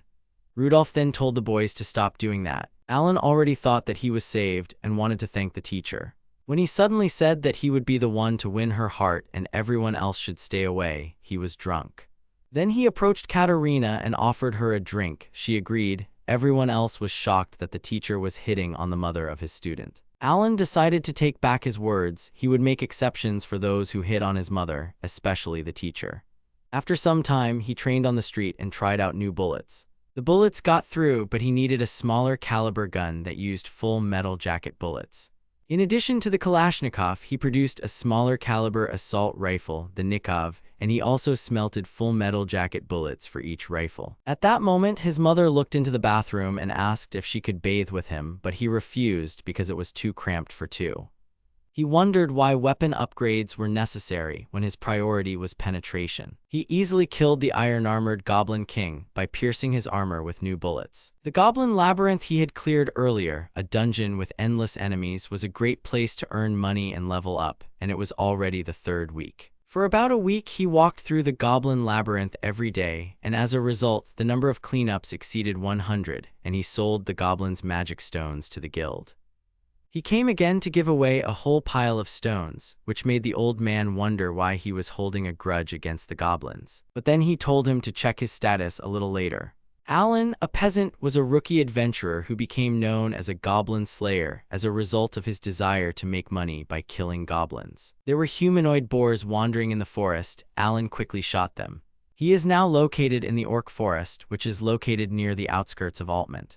Orcs may attack humans, but their meat is highly prized. The humans living in the area have coexisted for many years, relying on the forest to cope, and so, in order to reduce the possible damage, he took on the task of exterminating the orcs. In fact, all the orcs here come from the Great Orc Labyrinth, which is hidden deep in the forest. They appear endlessly until the limit is reached, and its goal is that very labyrinth. He will level up by clearing the labyrinth and occasionally getting rewards for successfully killing orcs and guild achievements, and he was right about explosive bullets against orcs. Explosive bullets explode on impact, expanding the area of effect and increasing the killing power. In his past life, they were used primarily for hunting. Orcs take damage, but they are quite tough. In other words, they have low defense and high health. When fighting them, it is best to use a small caliber Nikov and explosive bullets, and against more difficult enemies, a large caliber Kalashnikov and bullets with a full metal jacket. Alan was convinced that firearms were very effective against orcs, and so tomorrow he would go to the Great Labyrinth. At the tavern, he was served a braised, salted orc knuckle, served with potatoes and sauerkraut. The ingredients are a salted orc knuckle, potatoes, onions, bay leaves, all types of pepper, white pepper, and, if desired, it can be served with sauerkraut or bacon. The waitress asked him if he wanted it cut into pieces, but Alan politely declined, saying he would do it himself, but he thought the portion was too big for one person. One has to be careful when trying unfamiliar food in a new place, but he still carefully placed the piece in his mouth. He then almost immediately felt that the salted, fibrous meat was melting on his tongue, and the connective tissue was rich in flavor and collagen. Of course, it was a little tougher than pork, but who would have thought that orc would be so tasty? Alan would even like to bring his mother here one day. The next day, he came to the Great Labyrinth of Orcs. The strategy for passing is the same as in the Labyrinth of Goblins. He immediately goes to the boss floor, killing small monsters along the way with the help of stealth. On each floor there is an intermediate boss, but they can be dealt with using a winning combination, stealth and a smoke screen. Unfortunately, there isn't enough room in the bag for the meat, so he'll only take the remaining magic stones, a process he's already gotten used to. The final boss is the Orc King, who is surrounded by all the intermediate bosses. Now that Alan knows what they taste like, orcs look delicious, and that's a problem. Well, as always, first of all he will get rid of enemies with the ability to recover. He killed the orc mage and orc priest, then dealt heavy damage to the orc general and made a temporary retreat with a smoke screen and stealth. Suddenly, some kind of counterattack flew at him. Alan didn't know that the general possessed such power. This is what happens when the enemy is an orc king with the ability to heal, which was very annoying. He doesn't even know if he can defeat him. Knowing how huge his health reserve is, he would like to separate them as soon as possible. But he decided to stick to a winning strategy and used a smoke screen. They were lined up back to back, which meant they were expecting him to come from behind. Surprisingly, they were quite smart. But Alan had a different plan. He threw a blinding pepper bomb at them. The orcs were confused, and at that moment Alan began to shoot them. But now the king began to restore himself. His vision has already been restored. Problematic guy. The orc king suddenly ran towards him, and Alan started shooting at him. He crashed straight into the wall because Alan was able to dodge his large bulk. But Alan had heard about this. The coarse hair of brown bears and subcutaneous fat do not allow a bullet to enter the body. Apparently the same thing is happening here. So he used stealth, ran away, and decided to get his Kalashnikov. He doesn't know if the Kalashnikov rounds will help, but he had to aim for a vulnerable spot. And his vulnerable spot is between his eyes. That's where his heart is. He shot at it, but apparently it didn't work. He tried again to shoot him between the eyes, but the bullets couldn't hit him. The angle was too bad, and the Orc King kept running towards him. Alan dodged his blow again, and the Orc King crashed into the wall. It looks like he'll have to drag it out, which is the worst possible scenario.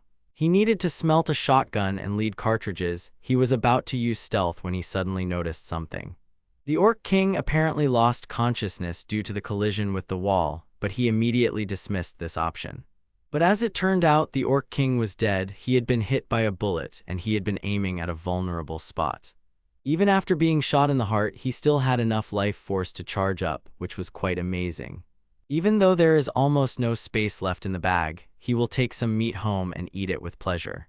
In front of the labyrinth's core was a treasure chest, and through analysis he learned that it contained the fertility bracelet. A bracelet imbued with prayers for procreation increases the chances of conceiving a child in women who wear it, as described.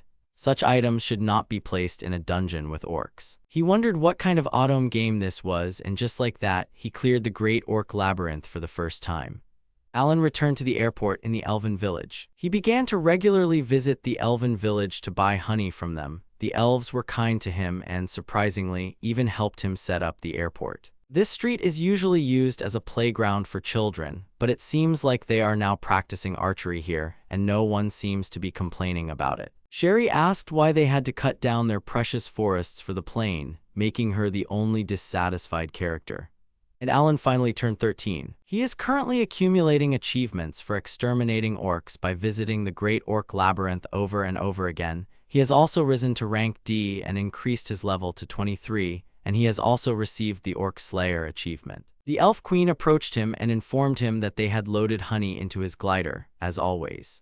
He thanked them, but they still helped because they saved their village. And he doesn't have to pay them, but Alan wants to do everything right. His mother drinks their honey with pleasure every day. By the way, the queen heard that Alan was going on a new adventure. He said that it was becoming more and more difficult to level up, and it was time for him to move on to more complex labyrinths. One of these was the Labyrinth of the Mountain of Winds. It is assumed that the recommended level in the game to complete it is 30. By the way, the Great Orc Labyrinth was level 15, and the Valley of the Flying Dragon was level 25. The boss of this labyrinth is the Storm Phoenix. If he fought properly, he would be a formidable opponent, but he is far from that yet. The place was very dangerous, but Alan said he would be careful. Besides, he has an amulet given to him by Her Majesty, and she was pleasantly surprised that he had not forgotten it. She was confident that he would protect Alan and wished him all the best.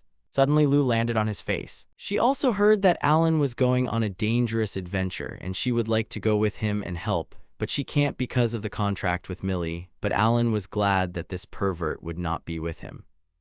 Already at the Adventurers Guild in the City of Winds in Zevon, he was asked if he really wanted to go alone to the Labyrinth of the Mountain of Winds. He was recognized as Alan, a 13-year-old adventurer of D rank, but the manager did not stop him because it was his will. The manager will prepare a permit for him to enter the labyrinth. The guild is responsible for entering the Labyrinth of the Mountain of Winds. If you go there without permission and take something with you, it will be considered theft. The permit was ready, and he was advised not to go beyond the first floor unless he wanted to die. Alan thanked him and took the permission card. Adventurers from a to B ranks form teams and compete to see who can clear the labyrinth first, and then he appears, a 13-year-old boy with a D rank. No wonder people think he's crazy. The Labyrinth of the Mountain of Winds has 30 floors in total, but no one has ever gone above the 8th. The extremely complex labyrinths have claimed the lives of many a hardened adventurer, but he intends to complete every floor and return here again and again until he enters the academy. Inside the dungeon, aggressive bats flew at him, but he shot them down with ease. And all thanks to the colossal power of his cannon, 2 large bats with 1 shot. The odds of winning are in his favor, and all thanks to the Saiga, a gun from the Russian Izhmash factory, or rather, a copy made by them. This might be a bit much because it doesn't feel like an autumn game at all. But as expected, the guns are simply superb. As long as he has the Saiga, he doesn't need anything else, and its debut in real combat looks promising. Thanks to this, traversing the most complex labyrinth of the Mountain of Winds will be no problem for him, and he will certainly break the record of experienced adventurers who have reached the highest floor, the 28th floor, the tricky level of floating islands. On each island there is a small target about the size of an apple. If you use wind magic on it, it will teleport you to the next island. However, they must be activated in a specific order. If you break it, you will be sent back to the entrance of the labyrinth, or worse, straight into the depths of darkness. Moreover, these outcomes are chosen randomly.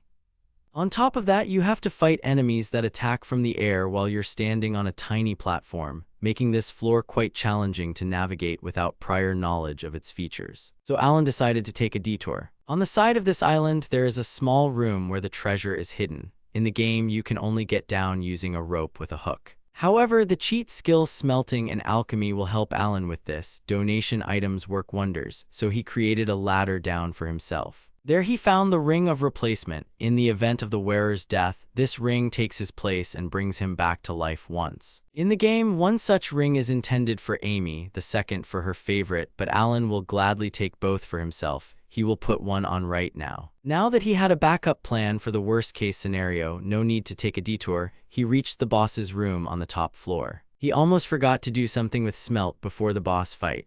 The final boss of the Wind Mountain Labyrinth. It was Storm Phoenix, waiting in the center of the room.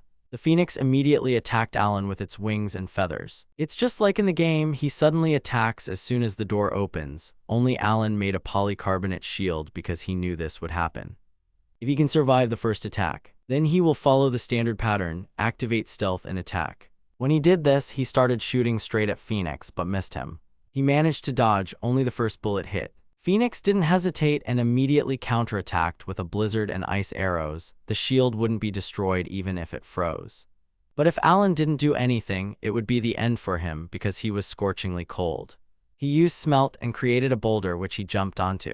Alan decided to take a breather. He would like to wait for the right moment to shoot him straight in the head, but he will have to use nicks from afar and deal damage in small batches until he weakens. He will need to wait for Phoenix to descend close enough for a hit from the Saiga. After all, this is a protracted war of long-range shots. Nothing can be done about it. He used stealth and ran out, shooting at him.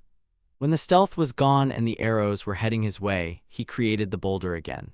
He waited for the attacks to stop and then fired back. Repeating the tactics of attack, stealth, separation, creating a new boulder for cover, he continued to hit Phoenix. At some point, Phoenix began to attack in a completely different way. His attack pattern changed to a torturous all-round blizzard. It was even colder than the previous times. Suddenly, Phoenix started to fall. Alan started to run towards him to shoot him in the head.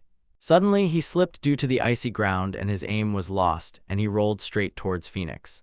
But fortunately, he didn't have time to roll to it and stopped near the weakened body of the bird. It would be bad if he recovered, so he finished him off. When he started collecting resources from it, he realized that the feathers would melt if plucked out, and every part of its body was terribly cold, so he decided to hurry up and extract the magic stone.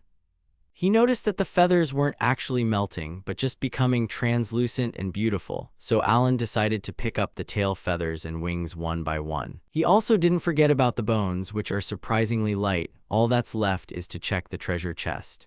Inside was the Heavenly Knight's sword. If a person with the divine protection of Knight is armed with this sword, the divine protection will evolve to Heavenly Knight, and the owner of the sword will also be partially endowed with the wind magic skill. This sword is rare and very valuable, but the highlight of this dungeon is the thing lying in the corner, a magic stone synthesizing device. Combining magic stones of the same type can increase the size of the magic stone. 2 magic stones of the same size can be synthesized into one, but to create a huge magic stone, 16 tiny ones are needed. In fact, this can be called an exchange of money. The larger the size of the magic stone, the higher its market value. So one rare huge magic stone is worth more than 16 tiny stones, and if Alan uses the device every time he visits this labyrinth, he will become rich. He decided to clear the labyrinth a couple more times to earn money and experience. If possible, he needs to keep the fact that he was here a secret, because you never know what can happen if you distinguish yourself too much. At the guild, Rudolph was surprised that Alan was still cleaning the gutter. But that was only in his spare time, he said. He recently turned 14 years old, so soon, or rather next year, he will start attending high school. Rudolph offered him the escort mission because he was a D rank. He only needed to complete the rank promotion mission to get to C rank, and so that he wouldn't let the noble children look down on him. Alan told him that ranks didn't bother him much, but Rudolph replied that the difference in reputation between a C-rank adventurer who could carry out escort missions and a D-rank adventurer who was limited in this regard was quite significant. He had enough achievements, which meant that once he completed the mission and eliminated the bandits, he would be promoted. He understood that Alan was hiding a lot from him, but as a teacher, he decided to give him advice. He should definitely do this because it was a great advantage. Alan doesn't want others to know how he fights, relying on guns and stealth, in case the information leaks out and influences his judgment. Suddenly, he was hit on the head by other guild members who were happy to work with Alan. He asked what was wrong with them and what they were talking about. Rudolph then, as a teacher, ordered him to wait in front of the guild building tomorrow at 7 o'clock and not to be late. Alan was surprised by this, but the task had already been accepted, and it was unclear where Rudolph got his map from. He was about to refuse when suddenly Jard came up to him and started saying something right to his face. He reeked of alcohol because he had been drinking, but in any case, the mission had already been accepted.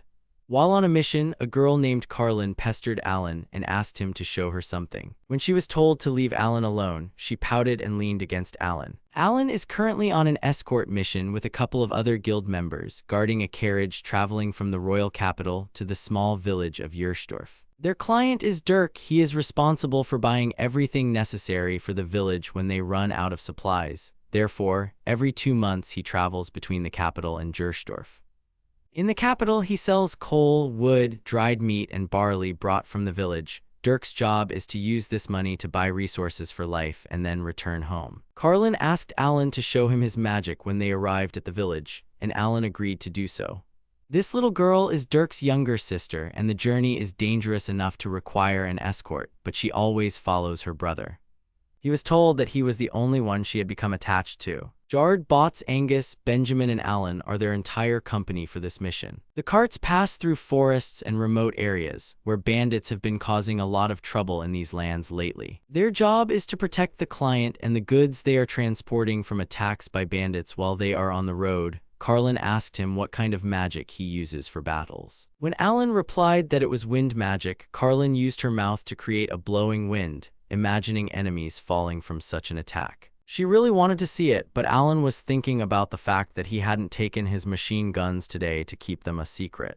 In return, he grabbed a cast-iron wind gun, modeled after the Russian Makarov pistol. It can be hidden under clothing, and it is also silent. If used in the right place, no one will even know that it was fired. There was just one thing that was bothering him. He didn't know if he should shoot the man.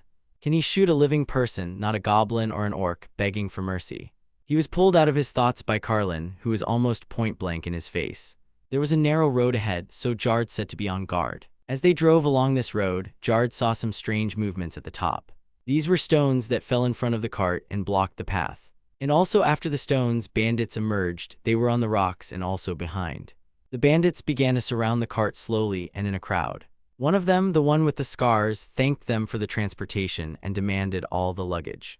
There were 5 bandits in front and 6 in the back. Dirk was told to stay inside. Jard gave the order to the boys to act, and they went into battle. Everyone fought as best they could, some with a sword, some with a bow. Alan was told to show the bandits his skills. He began to think whether it was worth using offensive magic, since he was fighting not monsters but people. Suddenly, one of the bandits attacked Bots, but Alan covered him with his windbreaker. The bandits had never heard of a boy who could use magic, so they quickly retreated.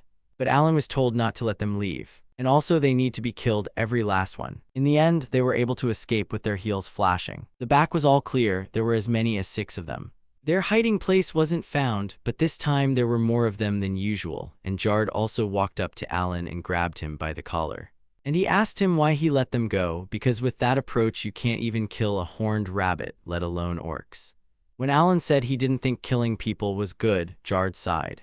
And he told him that if he killed as many bandits as possible now, it would be easier to strike at their hideout. The escaped scoundrels would sooner or later attack other people. If it turns out to be a woman, she will simply be gang raped and sold to someone, and if it is a man, she will simply be killed or sold into slavery. Therefore, you need to kill them when you have the chance, and this is an unconditional rule. And you should never forget if you want to continue being an adventurer. Alan was told to remove the rocks from the road. Once they had done all this, they returned to the cart. After this, the bandits did not appear again, and they arrived in Gersdorf. The people in the village immediately recognized Dirk's cart, which had returned from the capital. They ran to him and began to help him unload the luggage. The village girls were surprised by the outfits they now wear in the capital. But the older woman told them to bring them into the house first, because it was indecent.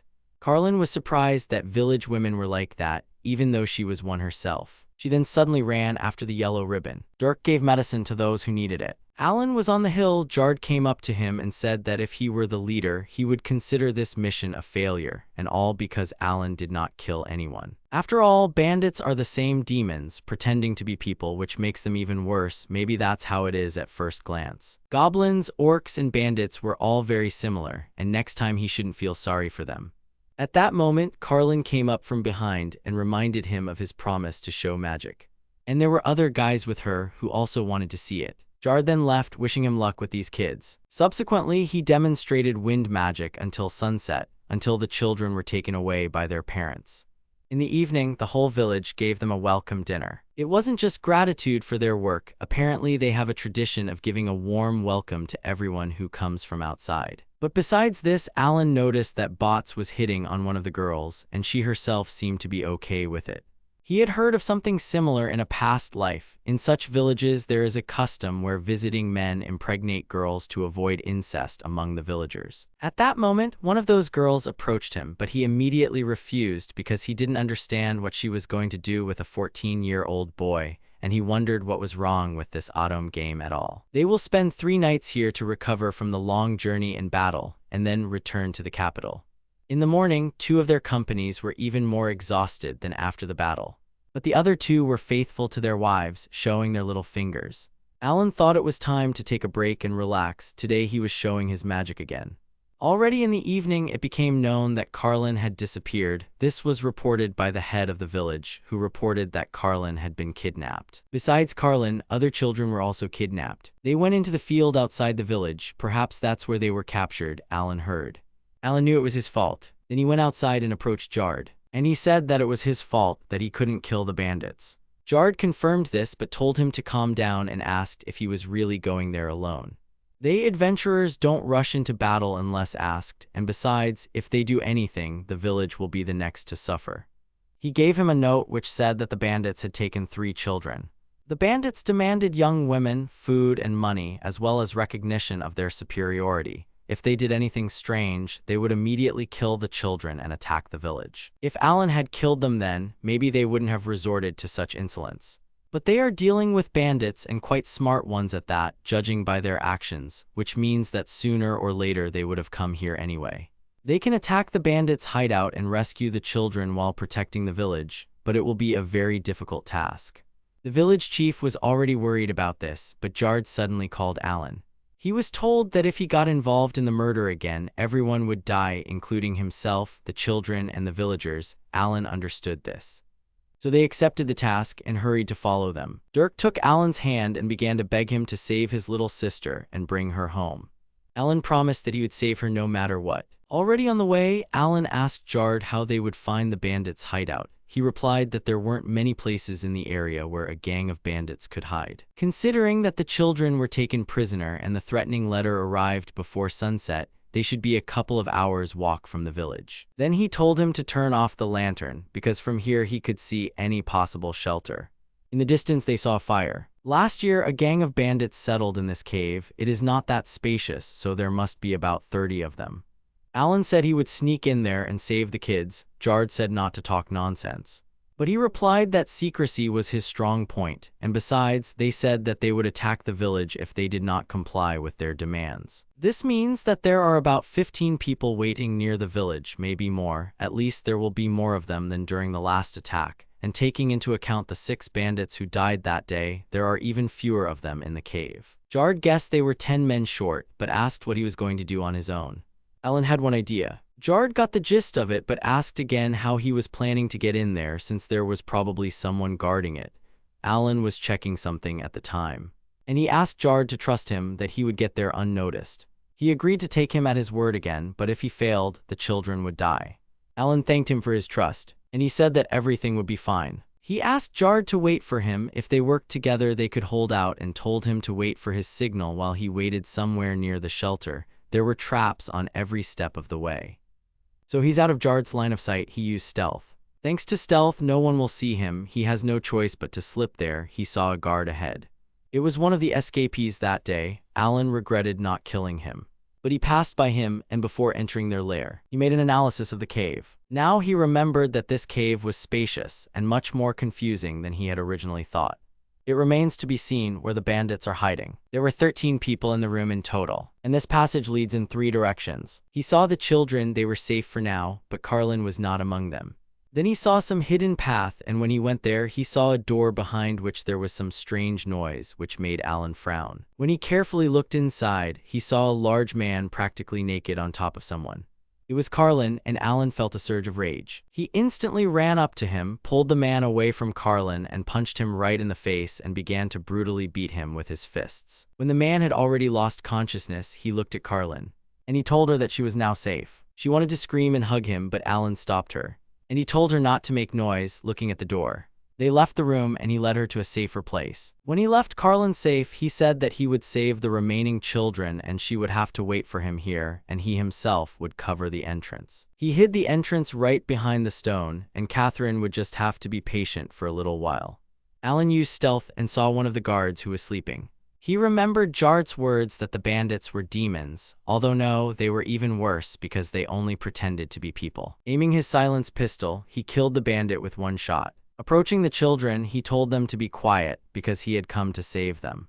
Everyone was fine and together with Carlin. 2 were killed and there were 11 left. He hoped they were still in the cave. Having melted a thicker stone, he closed them from the inside and in the passage. Then he asked them to cover their ears for a moment. One of the bandits noticed that the entrance to the boss's room was blocked and asked about it. He approached some kind of carved design in the stone.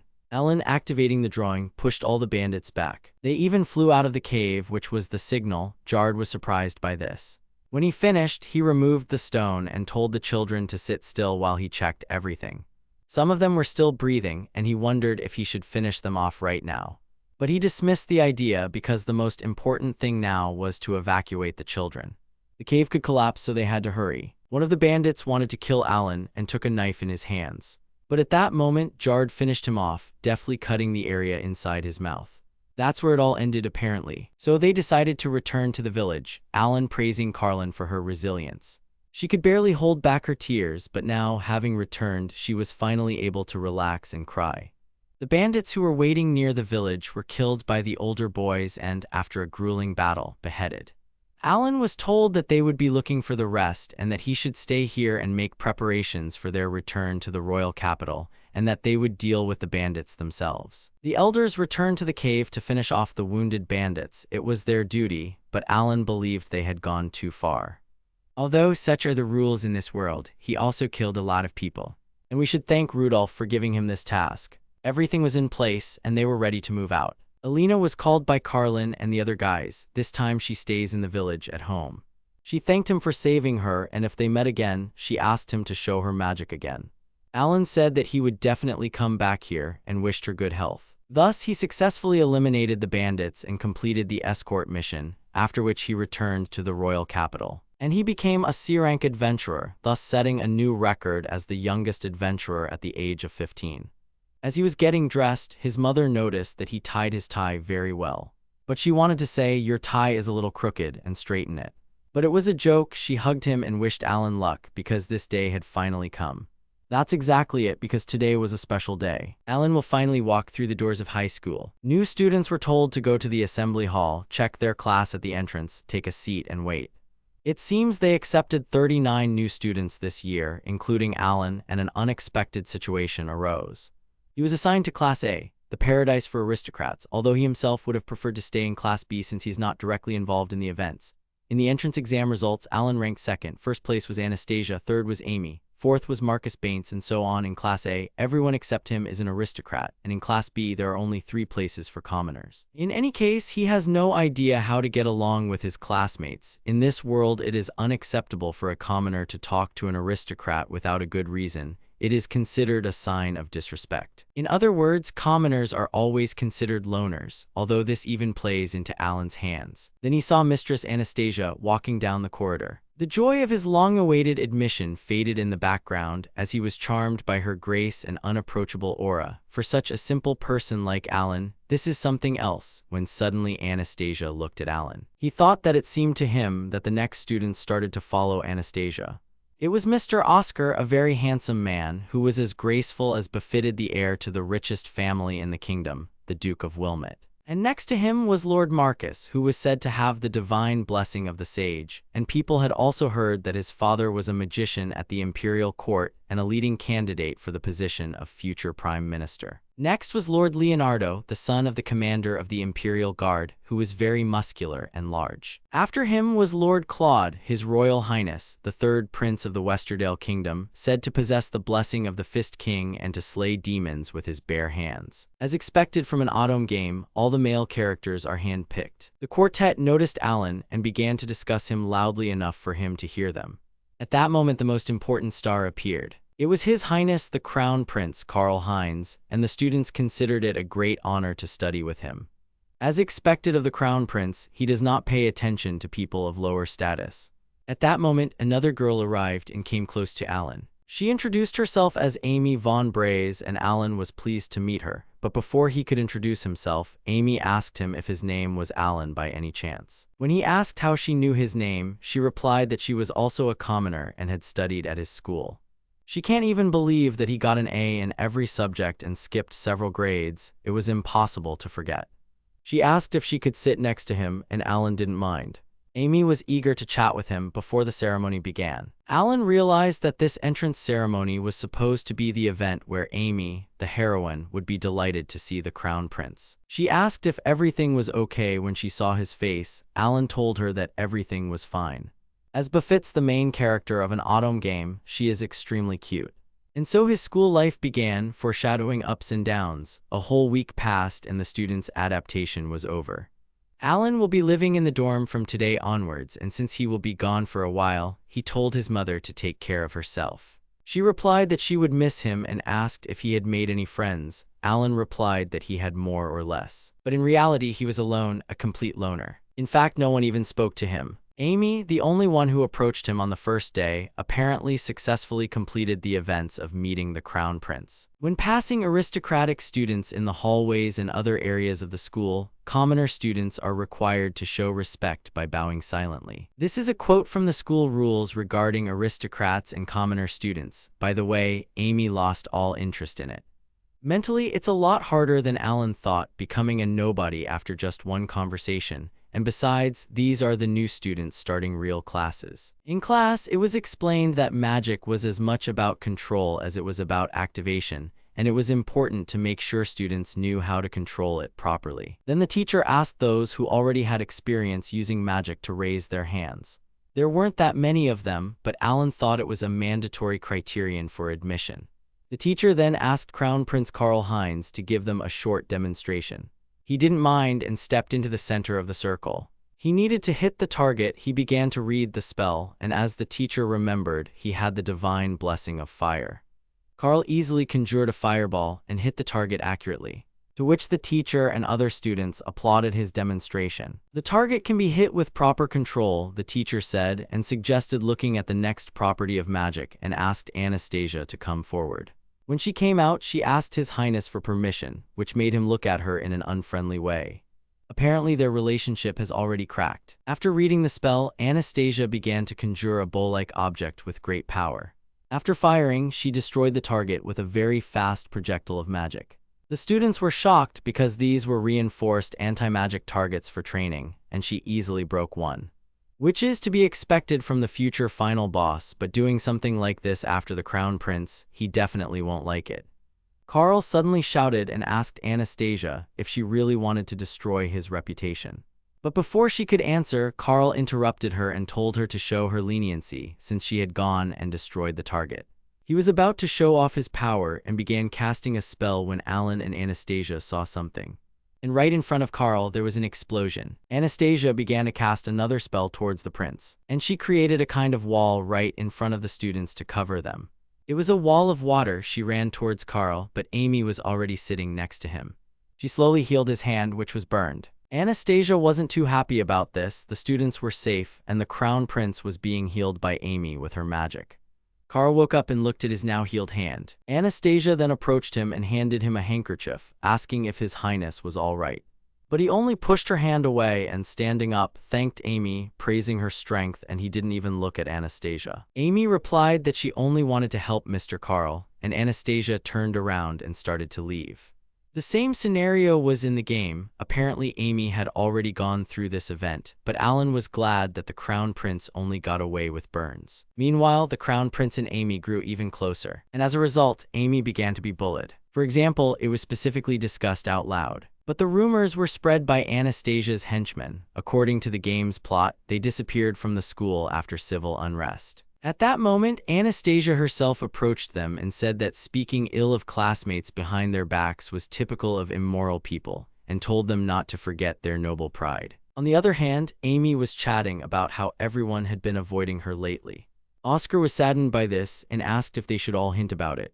And Leonardo said that he would sort out this misunderstanding. Amy uses bullying as an excuse to ingratiate herself with the crown prince and other favorites with her flirtatious tactics, which was very clever. But Alan felt that her character was different from Amy from the game. However, outside of the events, the game does not show any scenes, and who knows, maybe she was always like this. Moreover, the girl who had been a commoner all her life and then suddenly found herself under the wing of a baroness, entered a school full of aristocrats and became a victim of bullying. If the crown prince and the sons of powerful noble families wished to protect her, perhaps she has no choice but to rely on them. The girls in their class are divided into two factions, Anastasia's and the Crown Prince's, and it looks like Amy's faction hasn't formed yet. Anastasia's minions want to get rid of Amy, but Anastasia herself is preventing this, and there are very few people on her side, so the situation is still under control. The Crown Prince's faction, on the other hand, is not so frivolous. There is even some kind of agreement. He is using Amy to get rid of Anastasia. Like Anastasia's faction, they don't have the best opinion of Amy. What about the Crown Prince? Even though he has a fiancée, he is only interested in Amy. He practically does not interact with Anastasia until it is necessary, of course.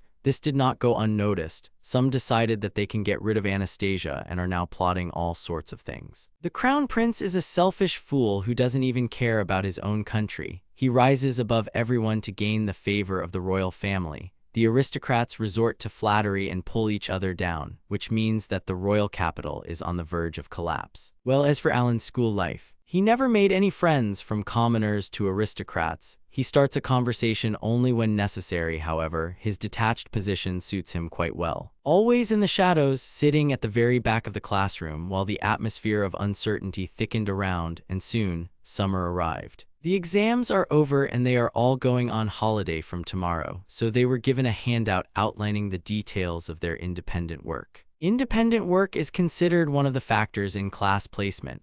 In this school, students are divided into two groups based on their academic performance, those with good grades and those with less so. It is impossible to classify respected nobles as lower class. But this concerns the nobility, not Alan. Suddenly, Anastasia turned to him and asked if his name was Alan. He immediately knelt down and greeted Mrs. Anastasia and said that it was a great honor that she remembered his name, but she asked him to rise because this was a school and there was no need for such formalities. Alan had come in first place in the exams, which had impressed her greatly, but she said she would expect nothing less from a special student. She was quite respectful, even though she gave in to a commoner. Anastasia heard that Alan was an experienced C-rank adventurer. When she asked if he had ever been to a labyrinth, Alan replied that he had been to the Goblin Labyrinth. That's what she needed, so she said she would contact him later, which surprised Alan. Then she left, apologizing for disturbing us. Alan wasn't embarrassed by this, only the fact that she would contact him embarrassed him. He already thought that he had been exposed. Meanwhile, the summer holidays began, and all the honorary students of the school stood in a row. Alan greeted them and said that he had been entrusted with the role of guide in exploring the nearby ruins, and introduced himself as Alan. Before he could finish speaking, Carl interrupted him and said that they were all ready and could move out. Alan didn't understand why things turned out this way. At Anastasia's request, although in his case it was literally in order, he was to help the Crown Prince and the others with their independent work. On the way, he told them that they might encounter monsters called horned rabbits, and that they needed to be on guard because they could injure them with their horns. Claude said that he was no match for some horned rabbits, and Leonardo agreed, as he too was training to become a future knight commander. Oscar said that if they came across one, they would quickly finish it off with his bow, and Marcus even planned to roast them over a fire. Carl told Marcus that even if he roasted a rabbit, there wouldn't even be any coal, let alone meat. And everyone laughed at this and agreed. Amy said then that Alan was probably just worried about them, to which Carl immediately agreed, and which was very kind of Amy to show sensitivity even to a commoner. Marcus agreed with this statement. Claude also agreed and said that this is what Amy is like for him, to which Leonardo asked why Amy is Claude, so they began to argue about who Amy actually belongs to, and Alan really wanted to go home. Then he saw Anastasia looking at them with a disappointed yet tired look as they tried to solve their problem. Suddenly she turned sharply towards Alan, but he managed to look away. Anastasia asked Carl not to stop because if they were delayed, His Majesty would start to worry, and suggested that they speed up a little. The prince agreed with her with displeasure and patted Alan on the back to make him hurry. They arrived at the place. It was the entrance to the underground ruins, which is located at the top of the stone steps. Alan told them to be careful because there is slippery moss growing here. Everyone was helping Amy get up, which irritated Alan and Anastasia. Originally, other adventurers act as guides in this event. It seems the scenario changed due to Anastasia learning that Alan is an adventurer, and in order to avoid situations he can't control, he needs to follow the game's plot as closely as possible. That's what he realized. Once inside the entrance, they saw that it was quite cramped and the walls were glowing. Alan explained that this was due to the glowing moss, which produced enough light to illuminate the space inside the ruins. Amy was enchanted by this beauty, but the boys began to praise Amy's beauty even more than she praised this moss. Alan was already beginning to feel Anastasia getting angry. But in fact, it seemed to him that when he saw her, she seemed very beautiful to him while she was looking at the beauty of the glowing moss. Then she turned to him and asked if there were any monsters here. Alan replied that there was a goblin nest here about 7 years ago, but the Adventurers Guild exterminated them, Alan said, adding that he heard so there are no monsters here. Carl asked him if there were no monsters in these empty and dirty ruins, and it turns out that Alan brought them here for no reason and called him a useless idiot. Alan apologized for this, then saw something. He saw Amy trying to get somewhere. He told her that there was nothing there. But Carl made him take Amy where she wanted to go. They walked to an empty room which really had nothing in it, and it smelled of mold. Alan said that they said the goblins used the room as a storage place for the treasures they had found, but during the cleanup, the adventurers took everything with them, so there was nothing left here, but he noted that they clearly weren't interested. But Anastasia began to reason and say that she had no idea that goblins inhabited these dilapidated ruins, and even so close to the royal capital that she was very curious. She was literally the only one who showed any interest. Alan noticed that Amy seemed to be looking for something, but she said that everything was fine. Carl suggested that they all clear out, and Amy then agreed. But Alan realized that it was in that place that he found the scroll of analysis. He continued his tour, telling that the core of the labyrinth was located here when this place was still one. But he is not sure when and why it stopped being one, and here they ended their tour. Carl and the others were already tired and irritated by this smelly area, but Anastasia was very interested. Alan saw that Amy seemed to be worried about something, but when he asked her about it, she replied that she had thought that adventurers had quite a lot of knowledge. She had just rushed into the room where the scroll of analysis had previously been hidden. Moreover, she seemed to know where it was buried. In the game, obtaining it was a random event. He wondered if it was possible that Amy had knowledge of this world just like him, in other words, if she knew about this autumn game. Carl asked him to escort them all to the exit since they were finished. When they all came out, they began to discuss how glad they were that Amy was not in any danger, and even if she had been, they would have easily torn everyone apart. Alan was shocked by these guys, then Anastasia approached him. She praised him for the work he had done and noted that he was a very knowledgeable guy and thought that his report would be excellent, which she was very grateful for. He replied that it was a great honor for him, but besides Amy, there was another oddity. During this event, Anastasia should have shown more hostility and jealousy towards Amy. I don't know why. Alan realized that this world was starting to change little by little, but nevertheless, they decided to return to school. Anastasia asked Alan to join her the next day. They agreed to meet at the school gates in the morning. The boy thought about the Duchess's request for him immediately after exploring the ruins. Alan froze at the gate, hearing sounds. A carriage pulled up to the gate and Anastasia's silhouette could be seen through the curtains. Alan looked up. The blonde got out of the carriage and apologized for the wait. The young man assured her he had just arrived. The Duchess invited him into the carriage. Anastasia noticed Alan climbing onto the box and asked him to get into the carriage. She expressed her joy at his arrival and the fact that the adventurer had given them a tour the day before. The girl said that in order to write a report, they needed to talk to the experts they were going to about the labyrinth, the history, and those ruins. The brown-haired man was amazed that Anastasia would go to such extremes for a simple report and asked why. The girl assured him that his ignorance was due to his status as a commoner. The Duchess explained that the report would contain the achievements of high-ranking aristocrats of the two kingdoms, and that the document could not be written half-heartedly. They must listen to the experts' knowledge and compile an accurate report for the sake of the kingdom's future and the friendship of nations. Alan realized he wanted to help Anastasia. The companions carried out a detailed study, listened to the advice of experts, and worked day and night without the princes helping them at all. Having summarized the information received, the partners concluded their report, which the Crown Prince found too long. Karl-Heinz asked for a 3-minute explanation. His Highness the Crown Prince indicated that he was a busy man and asked me to state the essence briefly, so that he would understand. Alan was mentally indignant. Carl was not his boss or teacher to order him around like that, but the adventurer caught Anastasia's understanding look and resigned himself. Shaitan explained the key points to the crown prince, laying everything out so he could understand.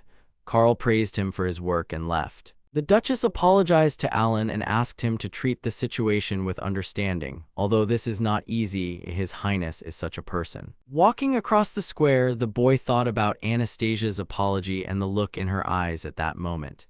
He felt as if she had given in, accepting her fate as a puppet in a political marriage. The teachers praised the report highly and the news spread quickly. The people celebrated the two countries. The honors went to Carl while Alan was called lazy.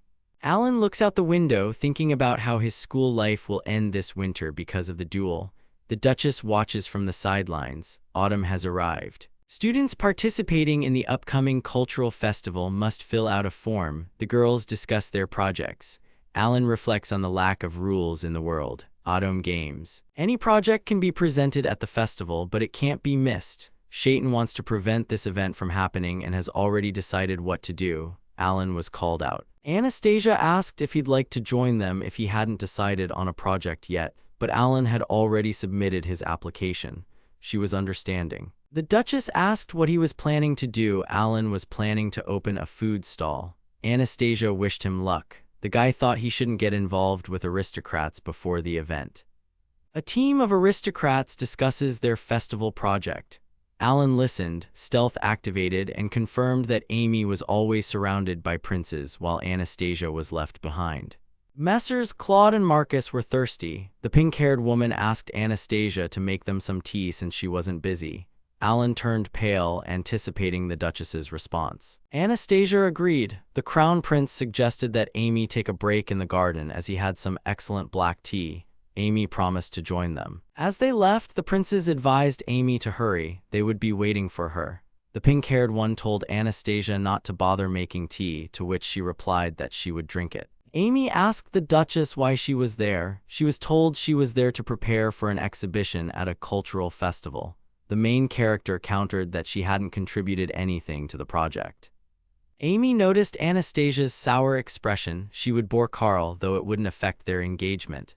People wanted a more charming queen on the throne. The pink-haired woman told the future queen to smile more often. The Duchess noticed the insult in her speech and advised Amy to mind her manners due to her social gap.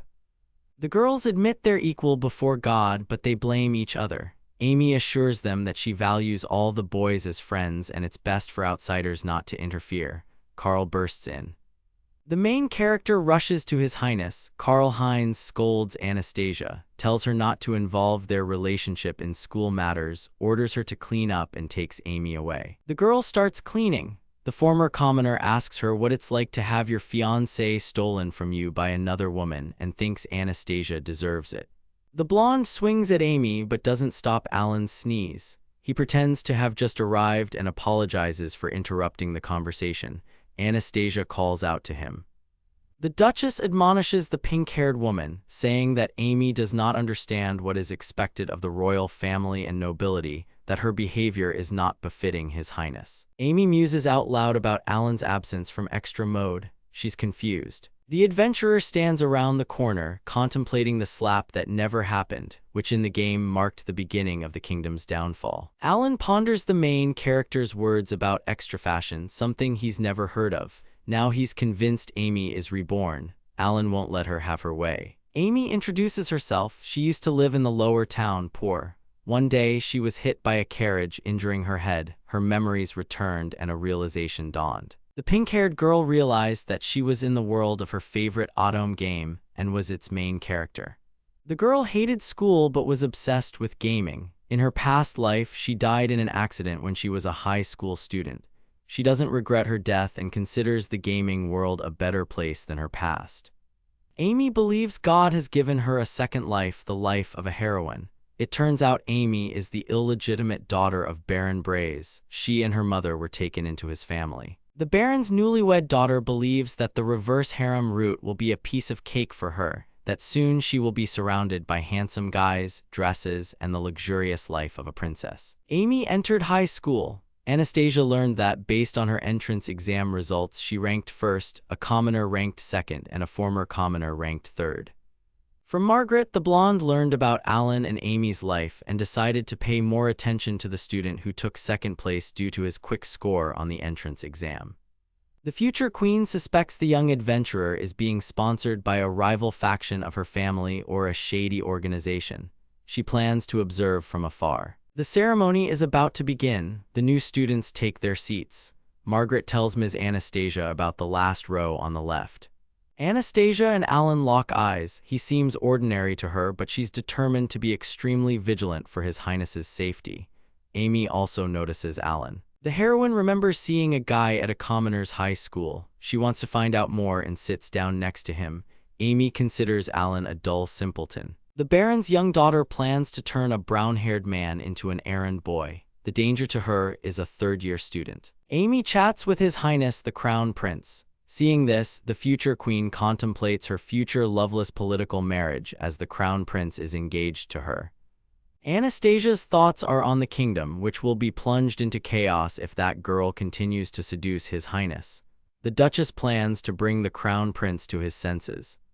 Amy has the divine blessing of healing, but her magic is low-level. She healed Karl Heinz's minor burns for a time. His trust in the healer deepened. The princes are crazy about Amy. Flags for the reverse harem route constantly appear before the heroine. She doesn't care about the bullying of the losers, except for Anastasia, who gets in her way.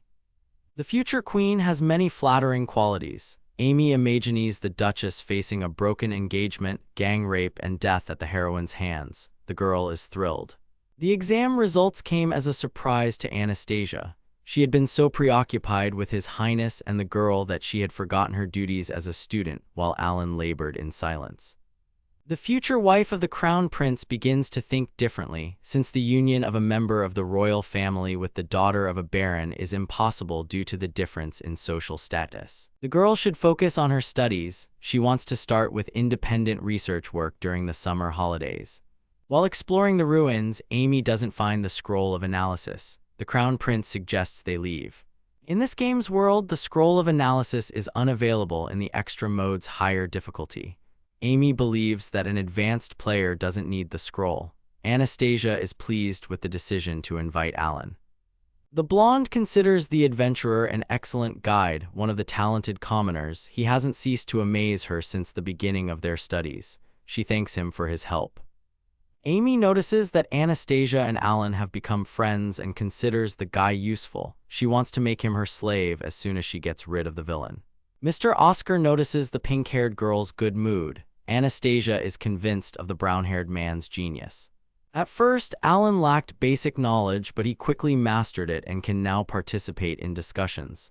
Anastasia is delighted to exchange opinions with him. Shadig asked the Duchess if everything was all right, to which she replied positively. The blonde notices the adventurer's loneliness. She attributes this to the situation at school. Most of the students are aristocrats, while he is a commoner. The girl wants to help him and mentions a cultural festival. Alan should be able to handle it if he attends. She should invite him. The young man told the Duchess about his submission to the festival. The girl was upset, but there was nothing she could do. She was curious to see what project Alan would submit. Amy realizes that the moment has come for Anastasia's slap event. This is the final push in the reverse harem route. The tense situation was broken by the appearance of the Crown Prince. Amy threw herself into his arms, reflecting on the awkwardness of the moment and the slightly unfortunate timing. The heroine thinks that she has only one more push left. She doesn't want to put it off. She's going to do it right now. The pink-haired girl provokes Anastasia by asking what it's like when your fiancé is taken away by another woman. The Duchess is furious and about to slap Amy. Amy thinks she'll repay Anastasia 10,000-fold in the future. Someone sneezes. It turned out to be Alan. Amy is frustrated because she almost got her way and was interrupted. Anastasia addresses her. The blonde admonishes the heroine for her behavior. The pink-haired one thinks to herself that Anastasia should remain silent as she is destined to lose and turns away. The Duchess leaves. Anastasia stands by the window in a house dress and her hair braided. She thinks that if she gave in to a fit of rage, the consequences would be serious. Her attitude toward Alan changes. Alan landed his transport, noting that the air was already icy at this time of year. However, this is the ideal temperature for transporting his plane. It's time to open up shop. Margaret approached Mrs. Anastasia and asked if they could take a stroll and look around since they had finished the exhibition. The Duchess agreed. The girls spotted an adventurer's stall. He was inviting everyone to try delicious orc meat. Beads of sweat appeared on his face. Anastasia was surprised by the orc meat stall. Margaret blushed and began to sweat. The Duchess remembered that her companion was from Altmund, where orcs are a local delicacy. Most of the students were hesitant to approach as this dish was new here. Not everyone is keen on trying monster meat. The Duchess called the girl over for a quick word. Alan put the whole orc on display and planned to butcher it later to attract buyers, but he figured it might be too shocking for the aristocrats. The guy set up this stand partly because he wanted to eat and take the leftovers back to the guild. Anastasia praised Alan and said she'd take the shashlik. The Duchess introduced the brown-haired woman to Margaret von Altmund, who warned her she was picky about orc meat and also asked for shashlik. The orc turned out to be from Altmund. Margaret admired the shashlik and was surprised that Alan was charging only 100 cents for it. He replied that profit was of no importance to him at the festival. The Duchess asked how he had acquired the orc. Alan attributed the orc's harvest to guild privileges. Margaret praised the meat, saying it was rare. Anastasia also appreciated the taste. The Duchess's friend, her mouth full, exclaimed that everyone must try this meat. Looking at her, the other aristocrats thought the shashlik looked delicious.